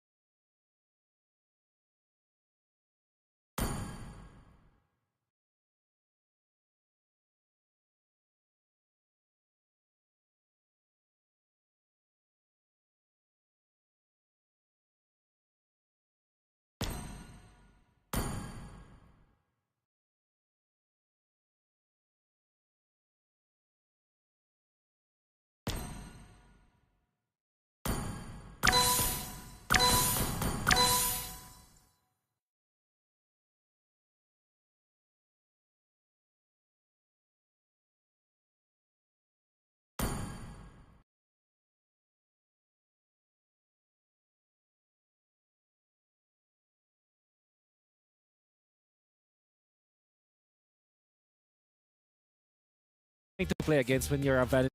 Thing on the map. Literally just told PX7, not today, kid. Not today. Nope. It could go even... Oh. Here we go, JP from the other side, popping the shortcut. Who's coming through? Frigid Ice, no one home. The Zaman Force and the double Minoan Fury one more time. And there's a KO on the Kid X. Royal Milk and Benny follow through as well. Still nothing on the board for the Burmese. Benny Cutie gets a double on the way out. And that's going to accelerate him way further ahead. Let's look at the replay one more time because this was a great angle, right? Once that shortcut comes in, the counter engage from Kid X and they realize they don't have enough damage. Benny can only hit one target at a time and Dax is a little too far behind to actually supplement it. Now look, Kaltizi getting disrespectful because he knows how strong he is and the one shot, almost there, almost. Oh, the time traveler coming in from odd angles, like Tenet up in this. Oh man, it feels like they've done this before and now they're just playing this in reverse, in real time finally. As the Lord does spawn, I think the only hope that Falcon Esports has is whether or not they can actually catch Benny QT off, and that's under a couple of conditions. One, force him to use that Purify, and somehow Royal Milk pulls him all the way back with a flicker. Oh wow, all this while you were laying down the options, Benny QT just blitzes the Lord. He just does it himself. Yeah, he's just like, all right, Gideon, you go ahead, lay down the win cons. I'm just going to take the massive objective. What is the gold lead now? Almost 10K, sir. Exactly. Almost 10K. Yeah, that's why I respect Benny QT. At least he gives me the time to actually talk about it. But now that they have the Lord, hopefully they can get an inhibitor. And honestly, it's starting to look like a checkmate angle. Yep. Falcon Esports, good news and bad news. Good news is, underneath these turrets, they have all the more better punishing power. Maybe the double Minoan Fury situation might not be as bad. But bad news is, they're down on firepower. We're going to go back to the problem. Again, chicken and the egg. You get the CC, where's the damage? You don't get the damage in, how do you plant the CC? So now look at this, a trio lane push. Mid's got a wave, top's got a wave, Lord is down bottom, and Liquid Echo have masterfully orchestrated the push. I think that it's really important for them that Liquid Echo take as many... Oh, Royal Milk's in trouble. Oh, dodges the heavy spin though, so he will live, but I couldn't say the same for this tier 2 in mid. But these inhibitors, right, that's the most important part. If Liquid Echo can at least take one of them, that's already a huge win as the second waves is starting to... Oh! I mean, I'm saying this true for both Bennies, and now the fight continues. 7 Force, the Minoan Fury, they still live. The pull from Royal Milk, Benny Cutie punishes him. 3 defenders left in Falcon Esports base as a wave stands in mid. The flicker onward, Earth Shatter, the full combo. Sanford still standing. Still no one falls. Liquid Echo inside Falcon Esports' base. They need a wave somewhere if they want to end the game, but Death Timers, Benny's going to be back in time, and same goes for Royal Milk. Falcon Esports has another opportunity to fight back, but it's looking extremely grim. Here we go, the shortcut coming in. Kid X might get bursted down. Benny Cutie gets the kill served up to him. He says, thanks, 40, thanks. And now the base up next. Carlteasy plants the heavy spin. The base is going to fall. So will the Burmese. Falcon Esports takes the bow. Liquid Echo wins 3-1. Oh my goodness, what a series here. TLPA just showing why they are above the rest, why they cream of the crop. And you can even see that even Kid X, all he can do was just applause. What a performance coming in from TLPH. GG, well played to Falcon Esports. The Burmese, they have such a fighting spirit, but against the defending champions of MPLPH, they could not stop the Liquid Stampede. They couldn't fly above the mountains here. They couldn't see the horizon just yet. Not on this range. Not on this range, unfortunately. But man, they do, as you mentioned, have incredible heart. Despite having a bad performance in game number 1, they continue to fight through it and bounce back one time, but it just wasn't enough. I can imagine all of the Burmese watching. They would still be very proud of Falcon Esports. This does trump the performance from last year's Mid-Season Cup. Oh, that's true. That's true. It is a better performance. It is a better showing as well. And yeah, there is no disappointment here from this team. They're just going to be walking off feeling good. Hey, they deserve this win. We saw a few swerves here in this series. We went 4 games, but still the status quo remains. Liquid Echo still on top, and they will be moving forward through the brackets.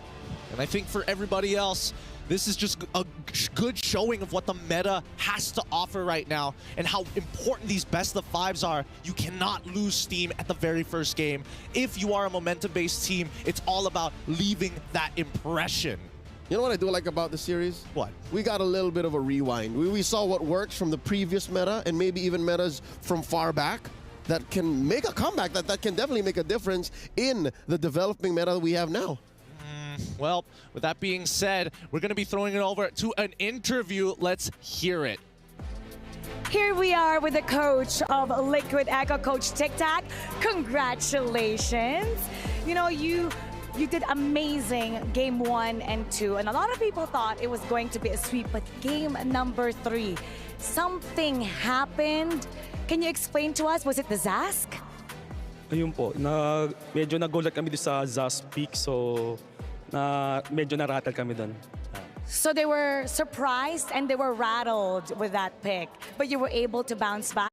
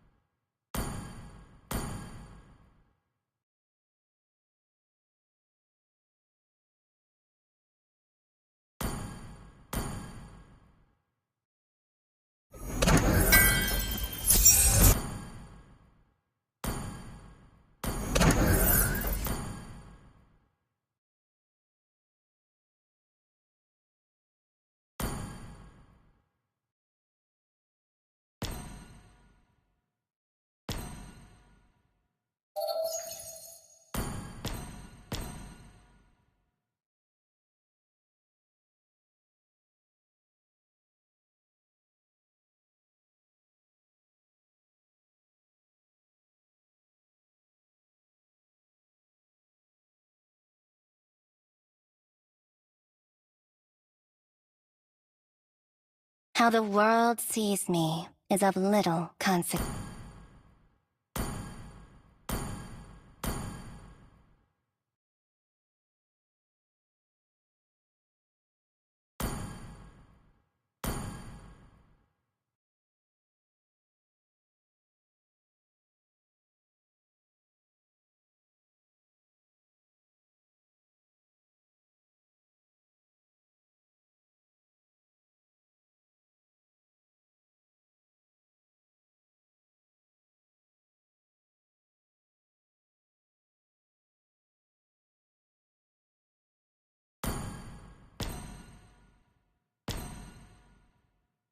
This lantern, a gift from the Great Dragon, and it...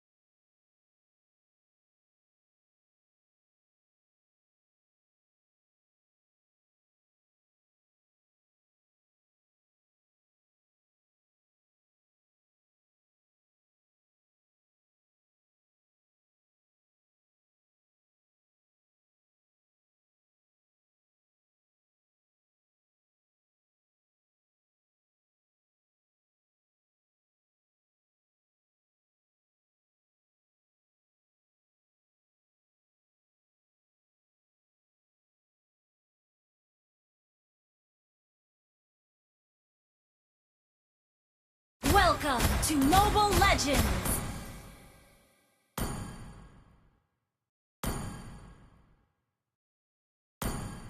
Five seconds till the enemy reaches the battlefield. Smash them! All troops deployed!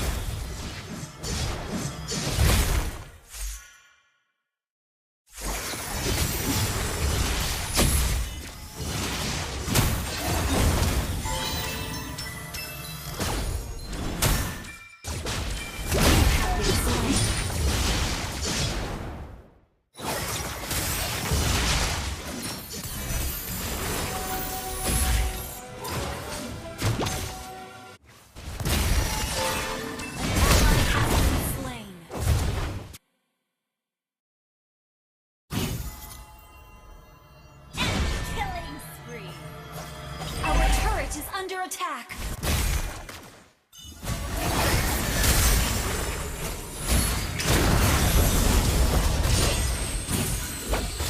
You have slain an enemy.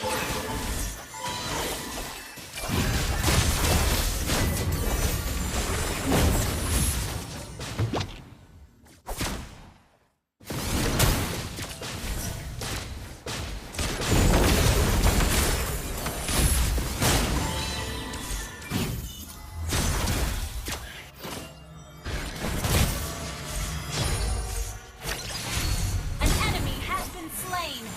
Shut down. Double kill. Triple kill. Attack maniac.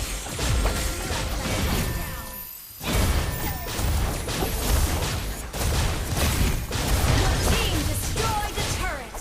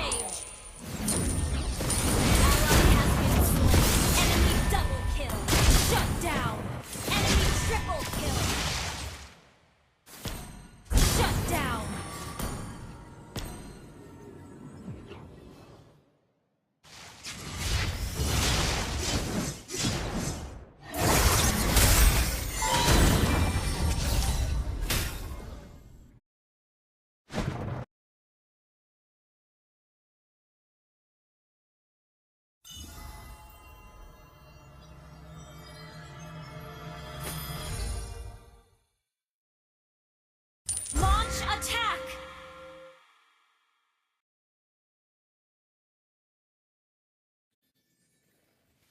An ally has been slain. Ally has been slain. Ally has been slain. You have slain an enemy.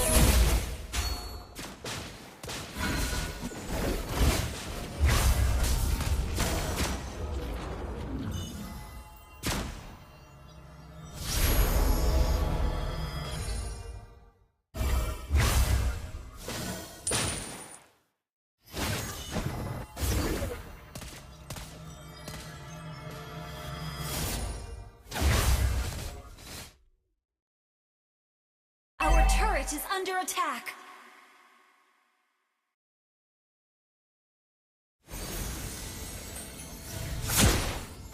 Launch attack.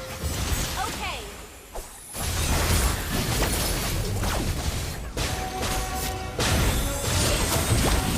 Ally has been slain. You have slain an enemy.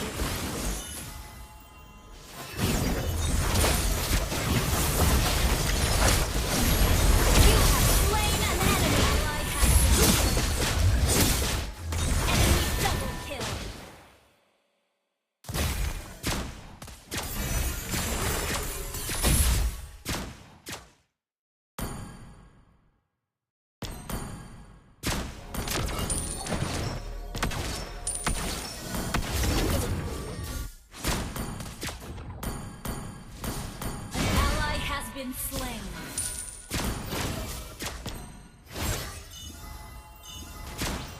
An enemy has been slain.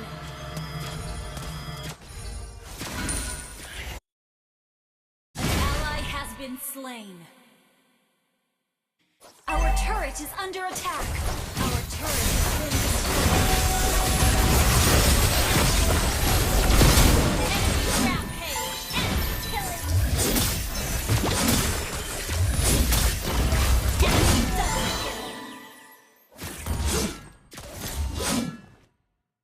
Our inhibitor turret is under attack. Shut down. Our turret has been destroyed. Unstoppable. Yay!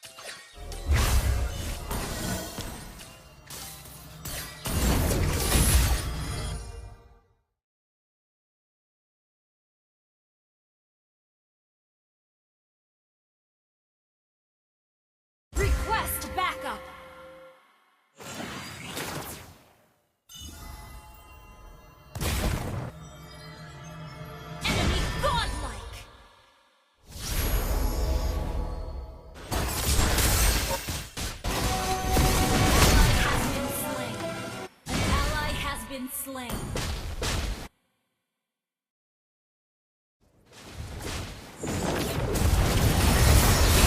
Legendary, you have slain an enemy. You have been slain.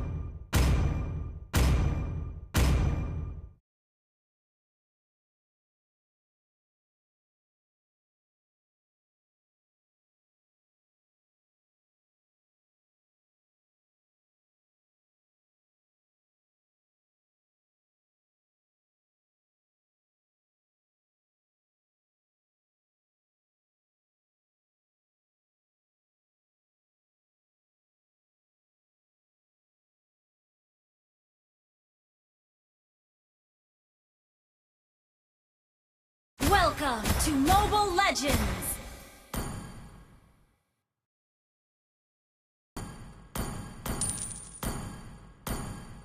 Five seconds till the enemy reaches the battlefield. Smash them! All troops deployed! First blood!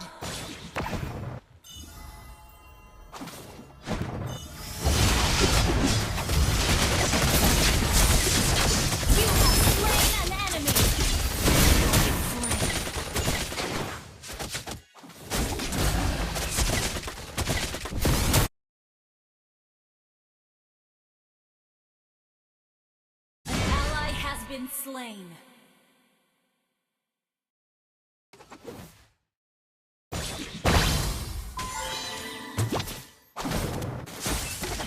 An ally has been slain. An enemy has been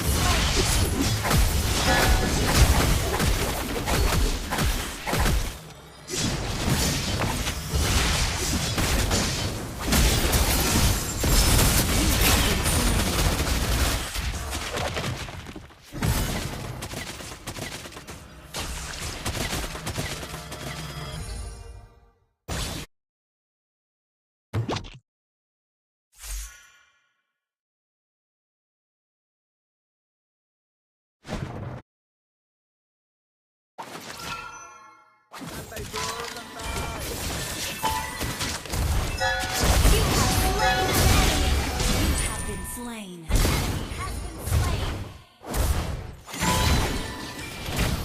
Double kill.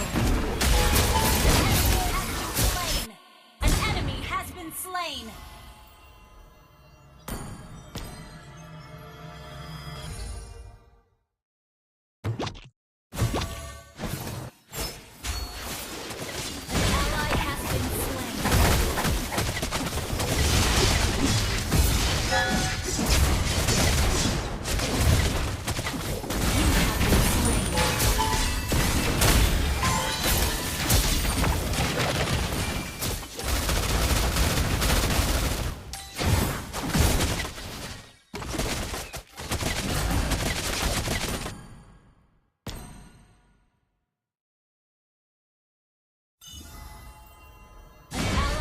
Been slain.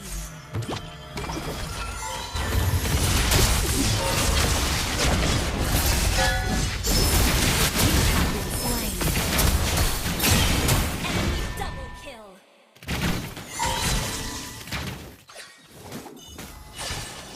An enemy has been slain.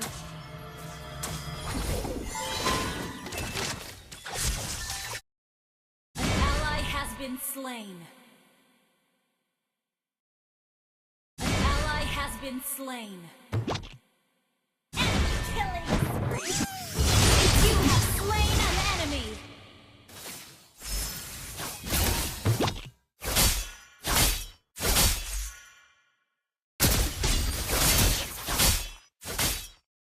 An enemy has been slain. Enemy rampage. You have slain an enemy.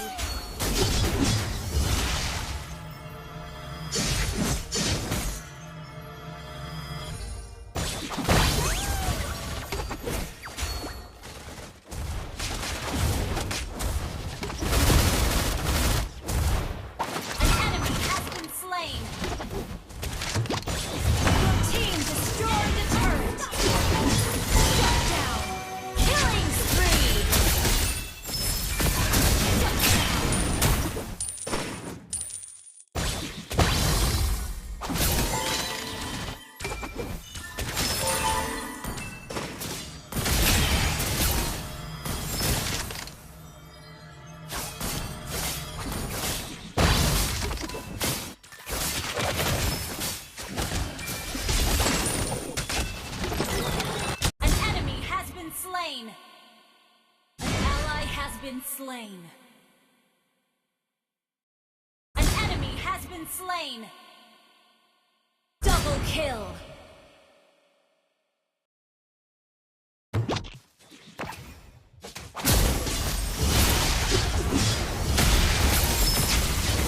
You have slain an enemy.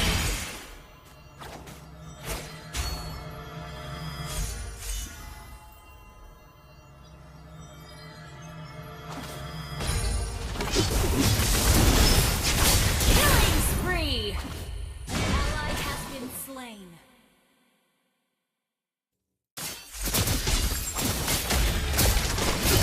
Mega kill! Double kill!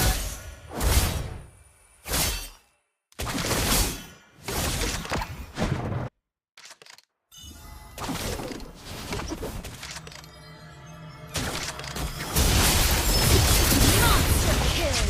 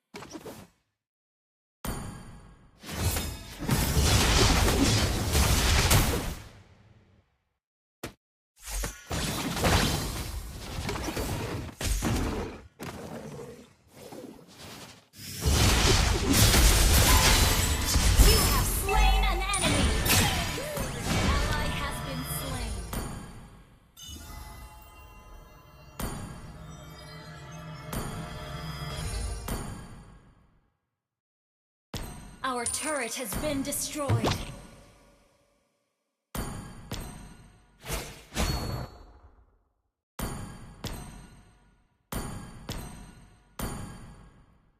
Shut down.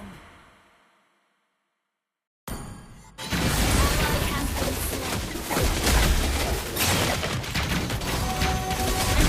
has been slain.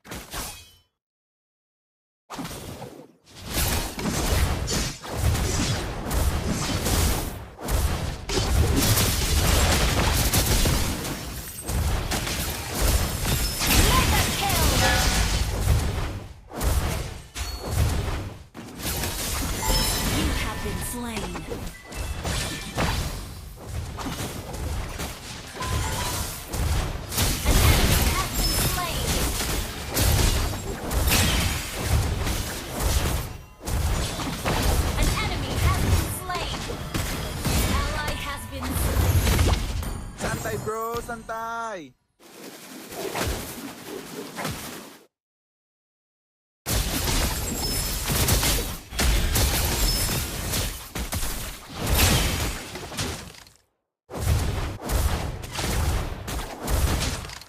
An enemy has been slain.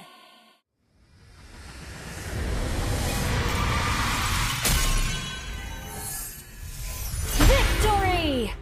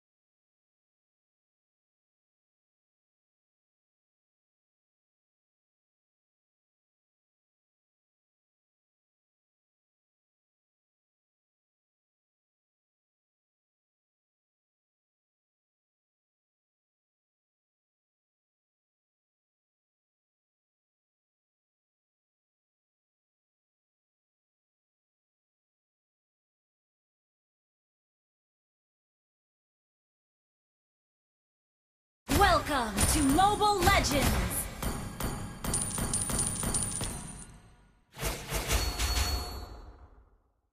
許可なく見上 5 げるな seconds till 不 the 愉快 enemy だ reaches the battlefield. Smash them! All troops deployed!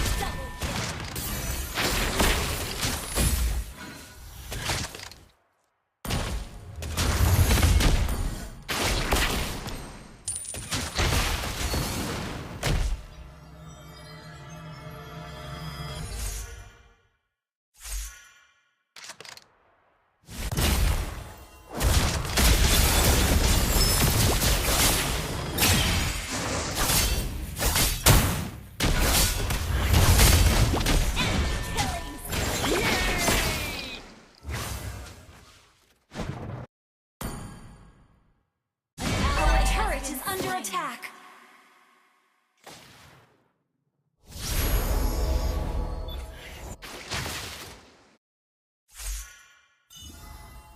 Enemy rampage.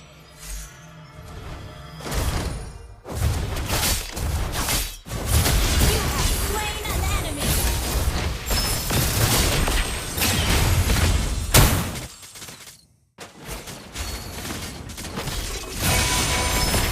You have slain an enemy. An enemy has been slain. An enemy has been slain.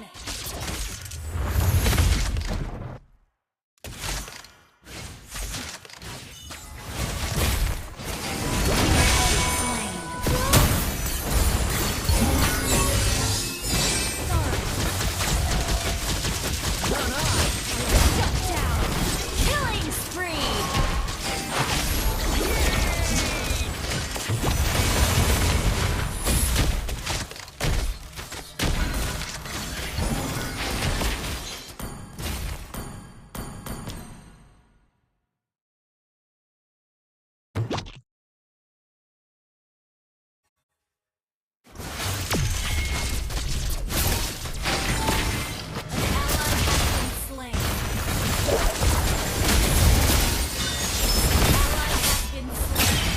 Our turret is under attack. Shut down. Killing spree. Our turret has been destroyed.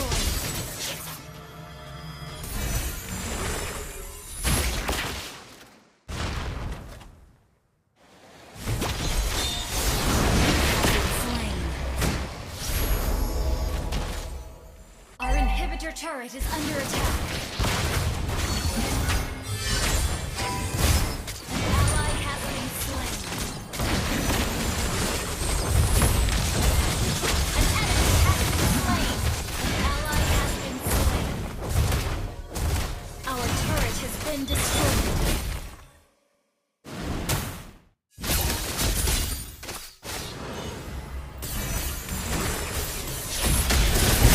Slain an enemy.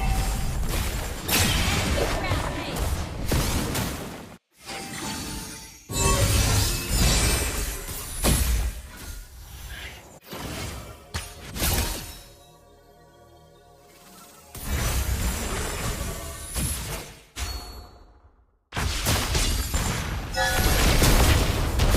Have been slain. Ally has been slain. Sorry. Ooh.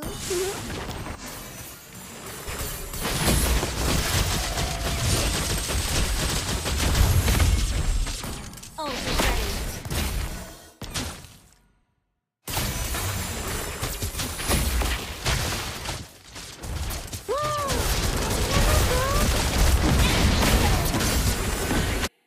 An ally has been slain. Slain an enemy.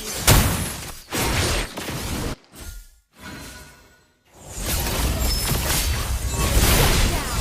Double kill. You have been slain.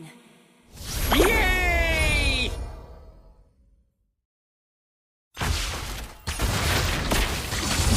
Ally has been slain.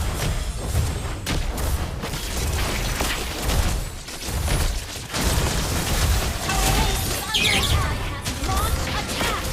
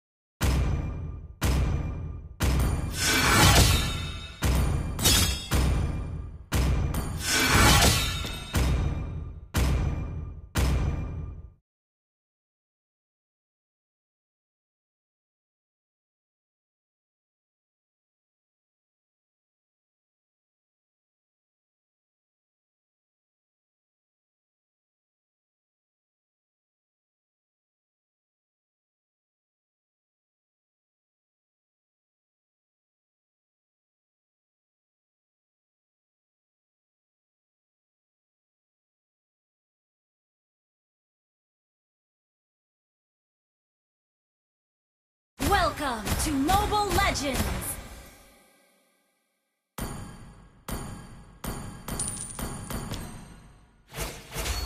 Five seconds till the enemy reaches the battlefield. Smash them! All troops deployed!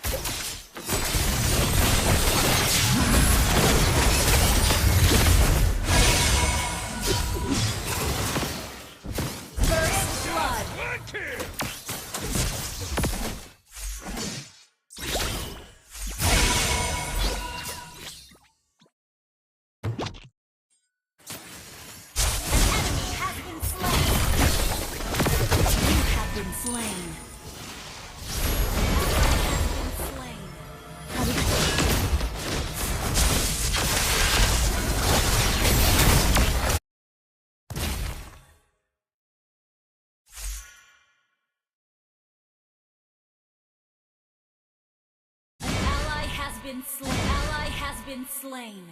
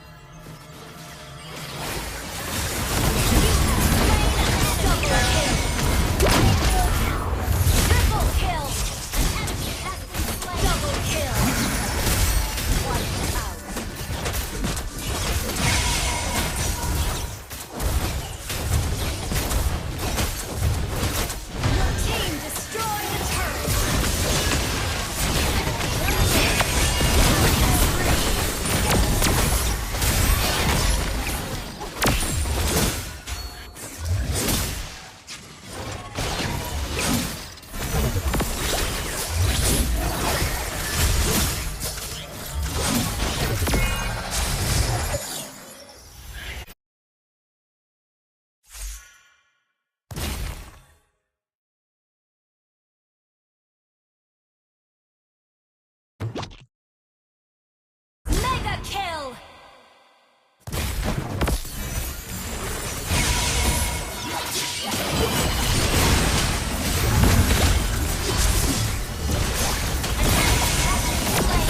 Double kill!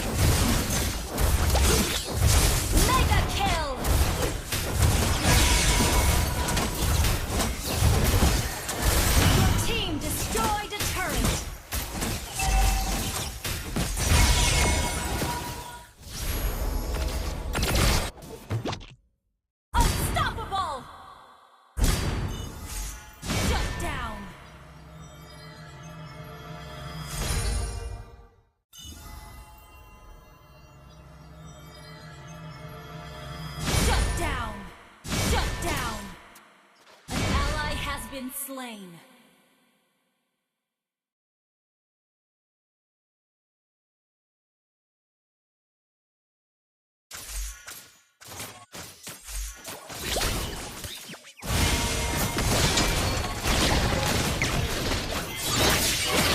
You have been slain. Our turret is under attack.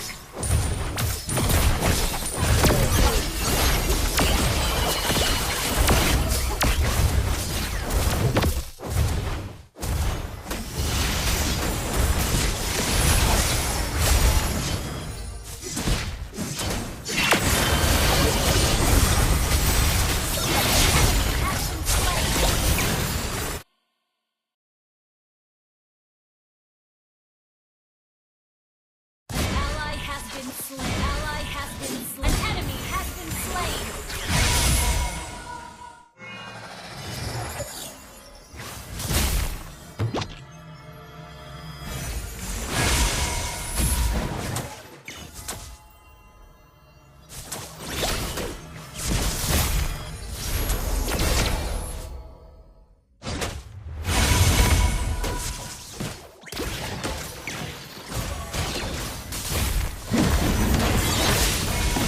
Initiate retreat.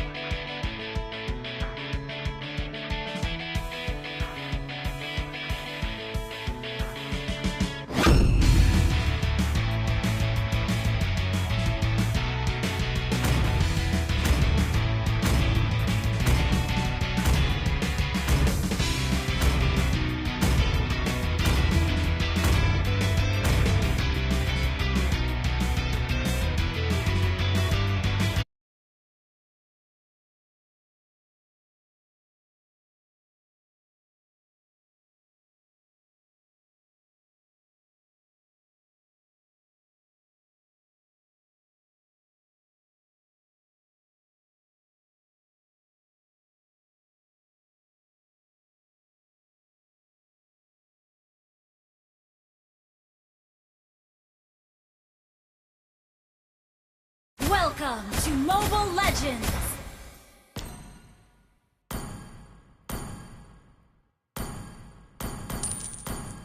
Five seconds till the enemy reaches the battlefield. Smash them! Deployed!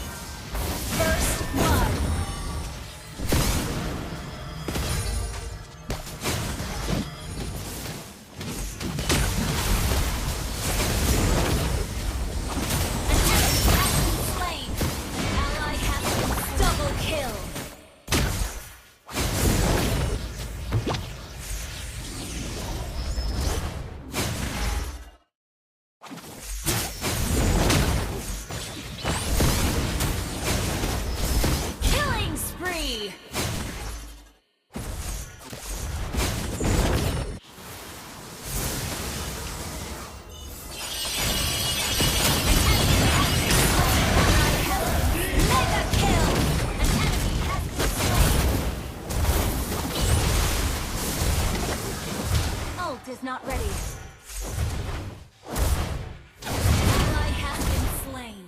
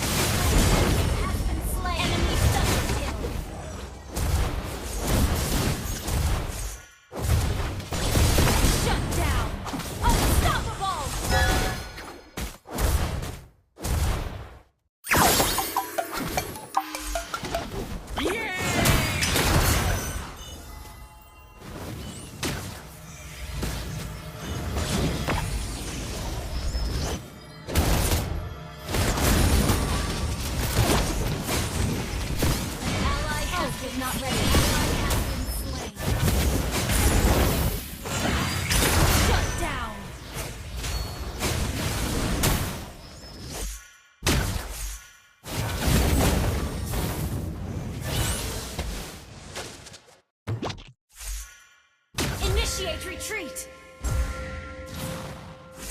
Ally has been slain.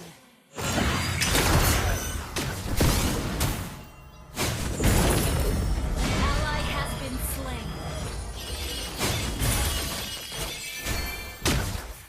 An enemy has been slain.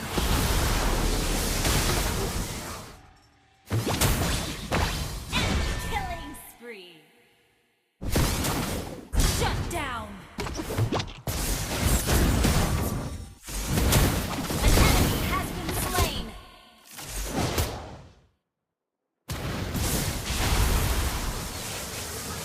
Merry Christmas! An enemy has been slain!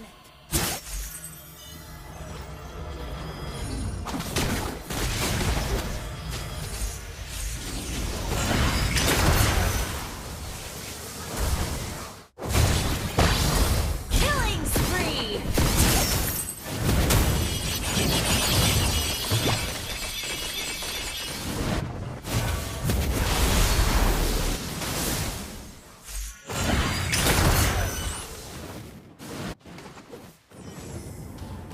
An ally has been slain.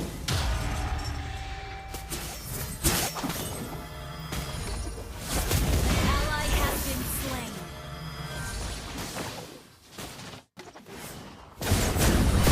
Killing spree!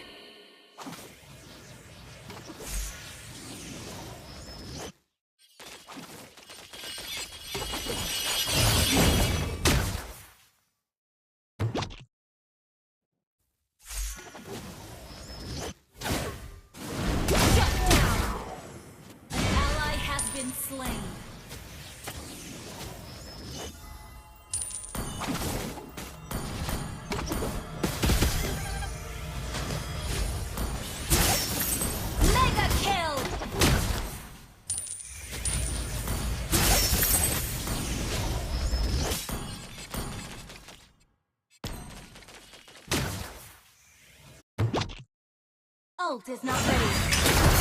An enemy has been slain. Ult is not ready.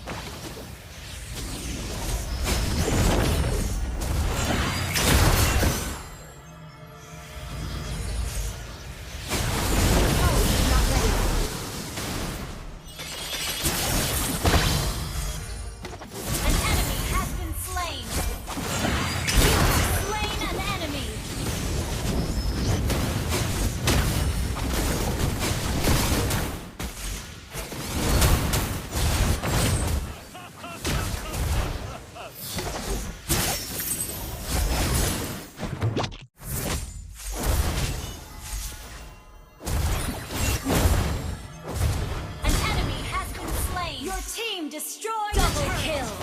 Unstoppable. Wiped out. Ult is not ready. Destroy the turret.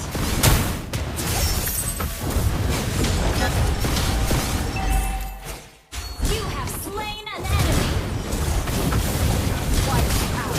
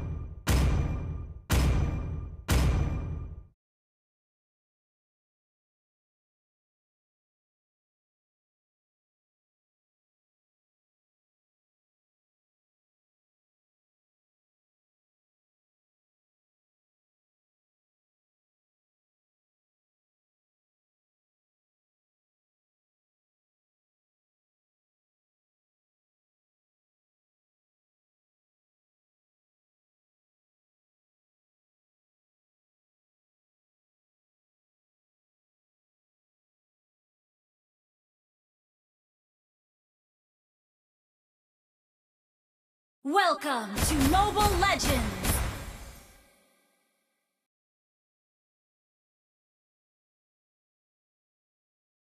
Five seconds till the enemy reaches the battlefield. Smash them! All troops deployed!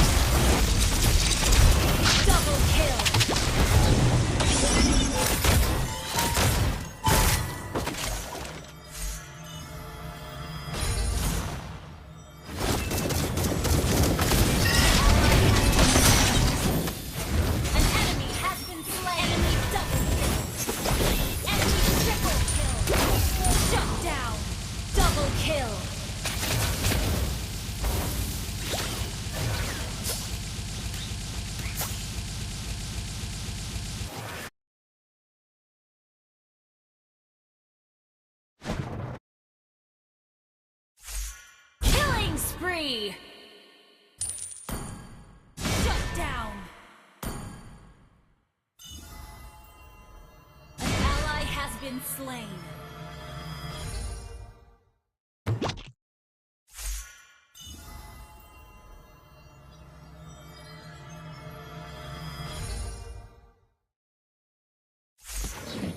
An ally has been slain. Our turret is under attack.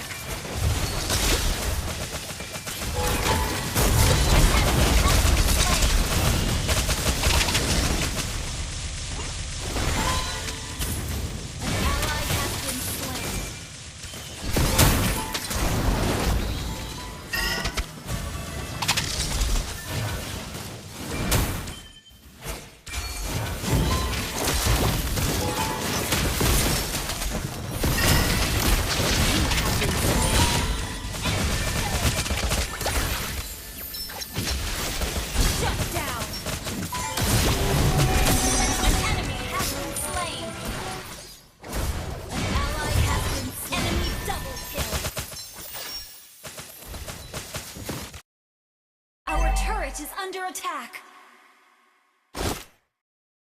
Our turret has been destroyed. An enemy has been slain.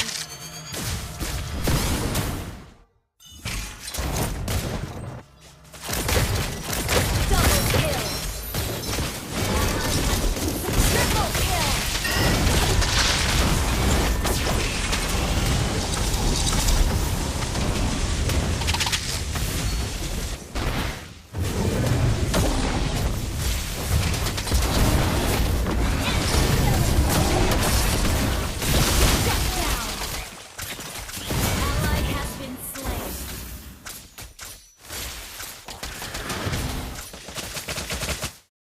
Unstable network.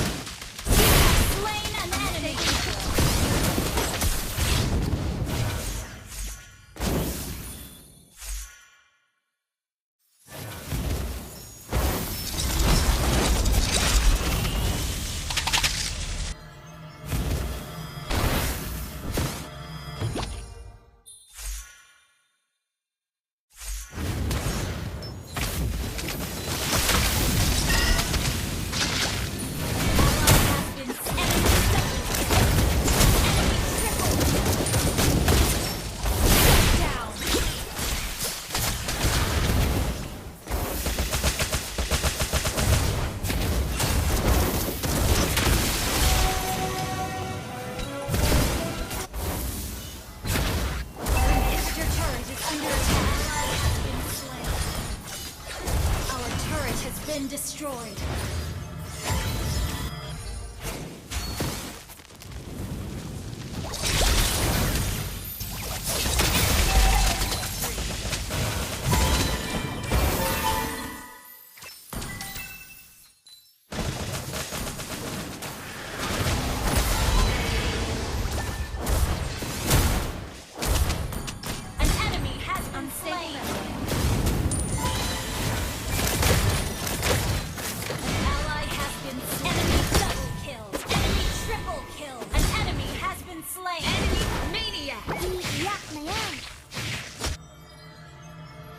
Well done.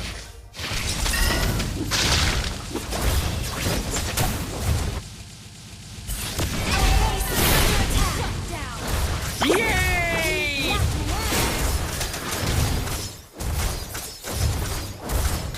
Well done.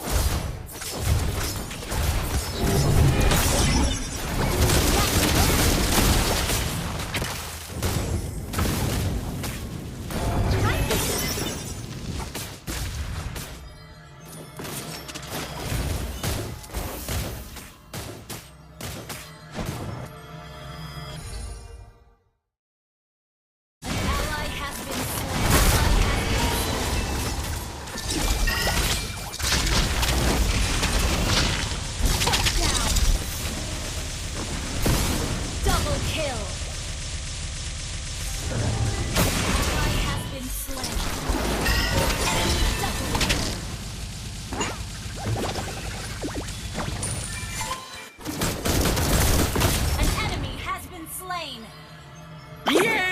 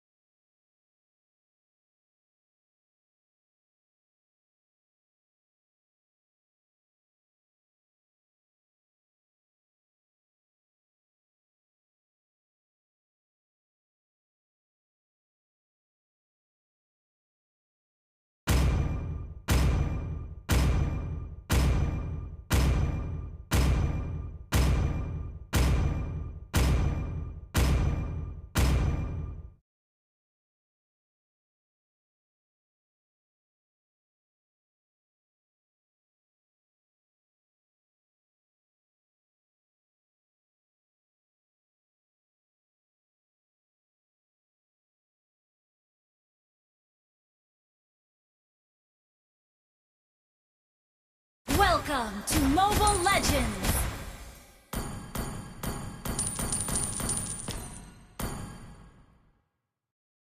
Five seconds till the enemy reaches the battlefield. Smash them! All troops deployed! Request backup!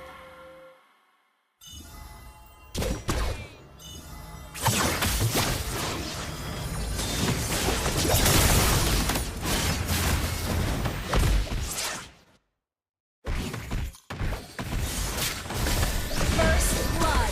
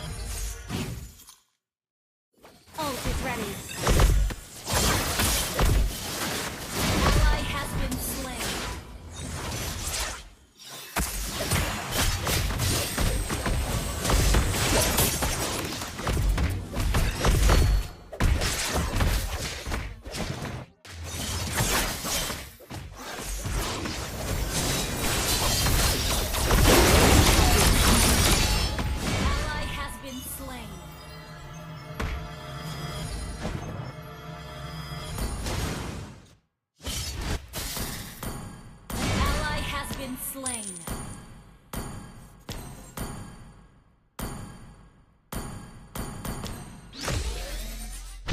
Enemy killing spree. Our turret is under attack.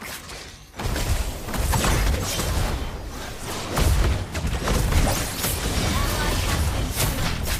You have slain an enemy.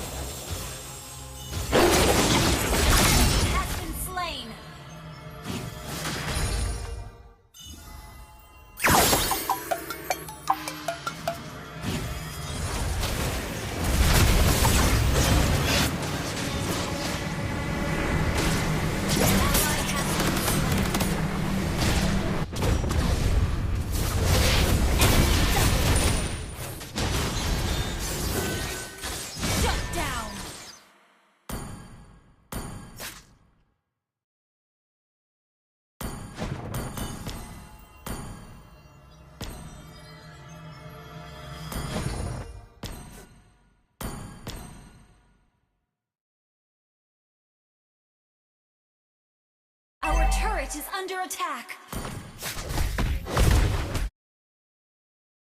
Our turret has been destroyed. An enemy has been slain. You have been slain.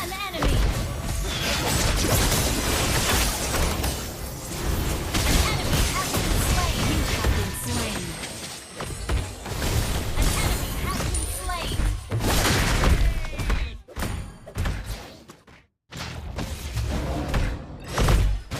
Good game.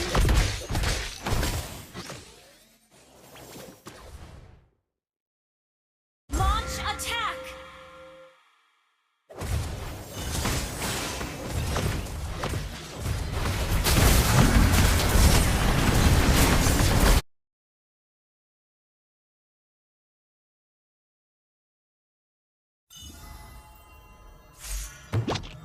An enemy has been slain. An enemy has been slain.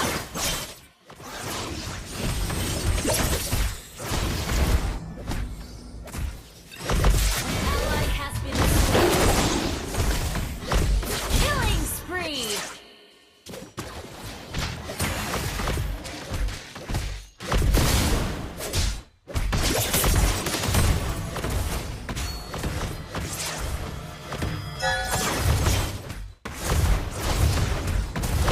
Your team destroyed a turret. Initiate retreat.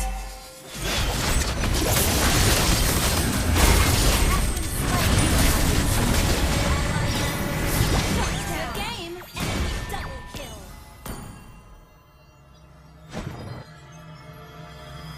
Good game.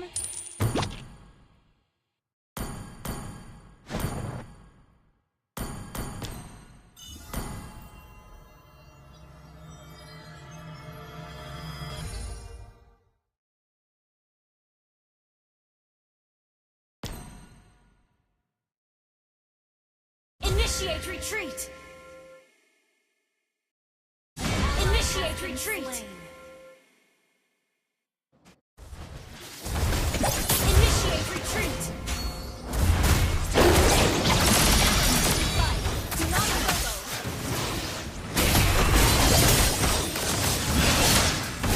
An enemy has been slain. An enemy has been slain.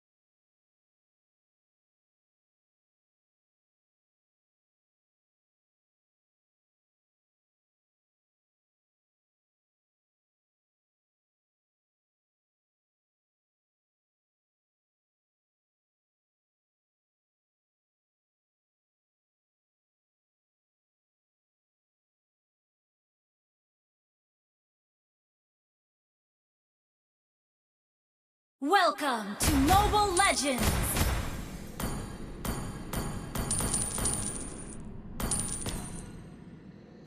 Five seconds till the enemy reaches the battlefield. Smash them! All troops deployed! First blood!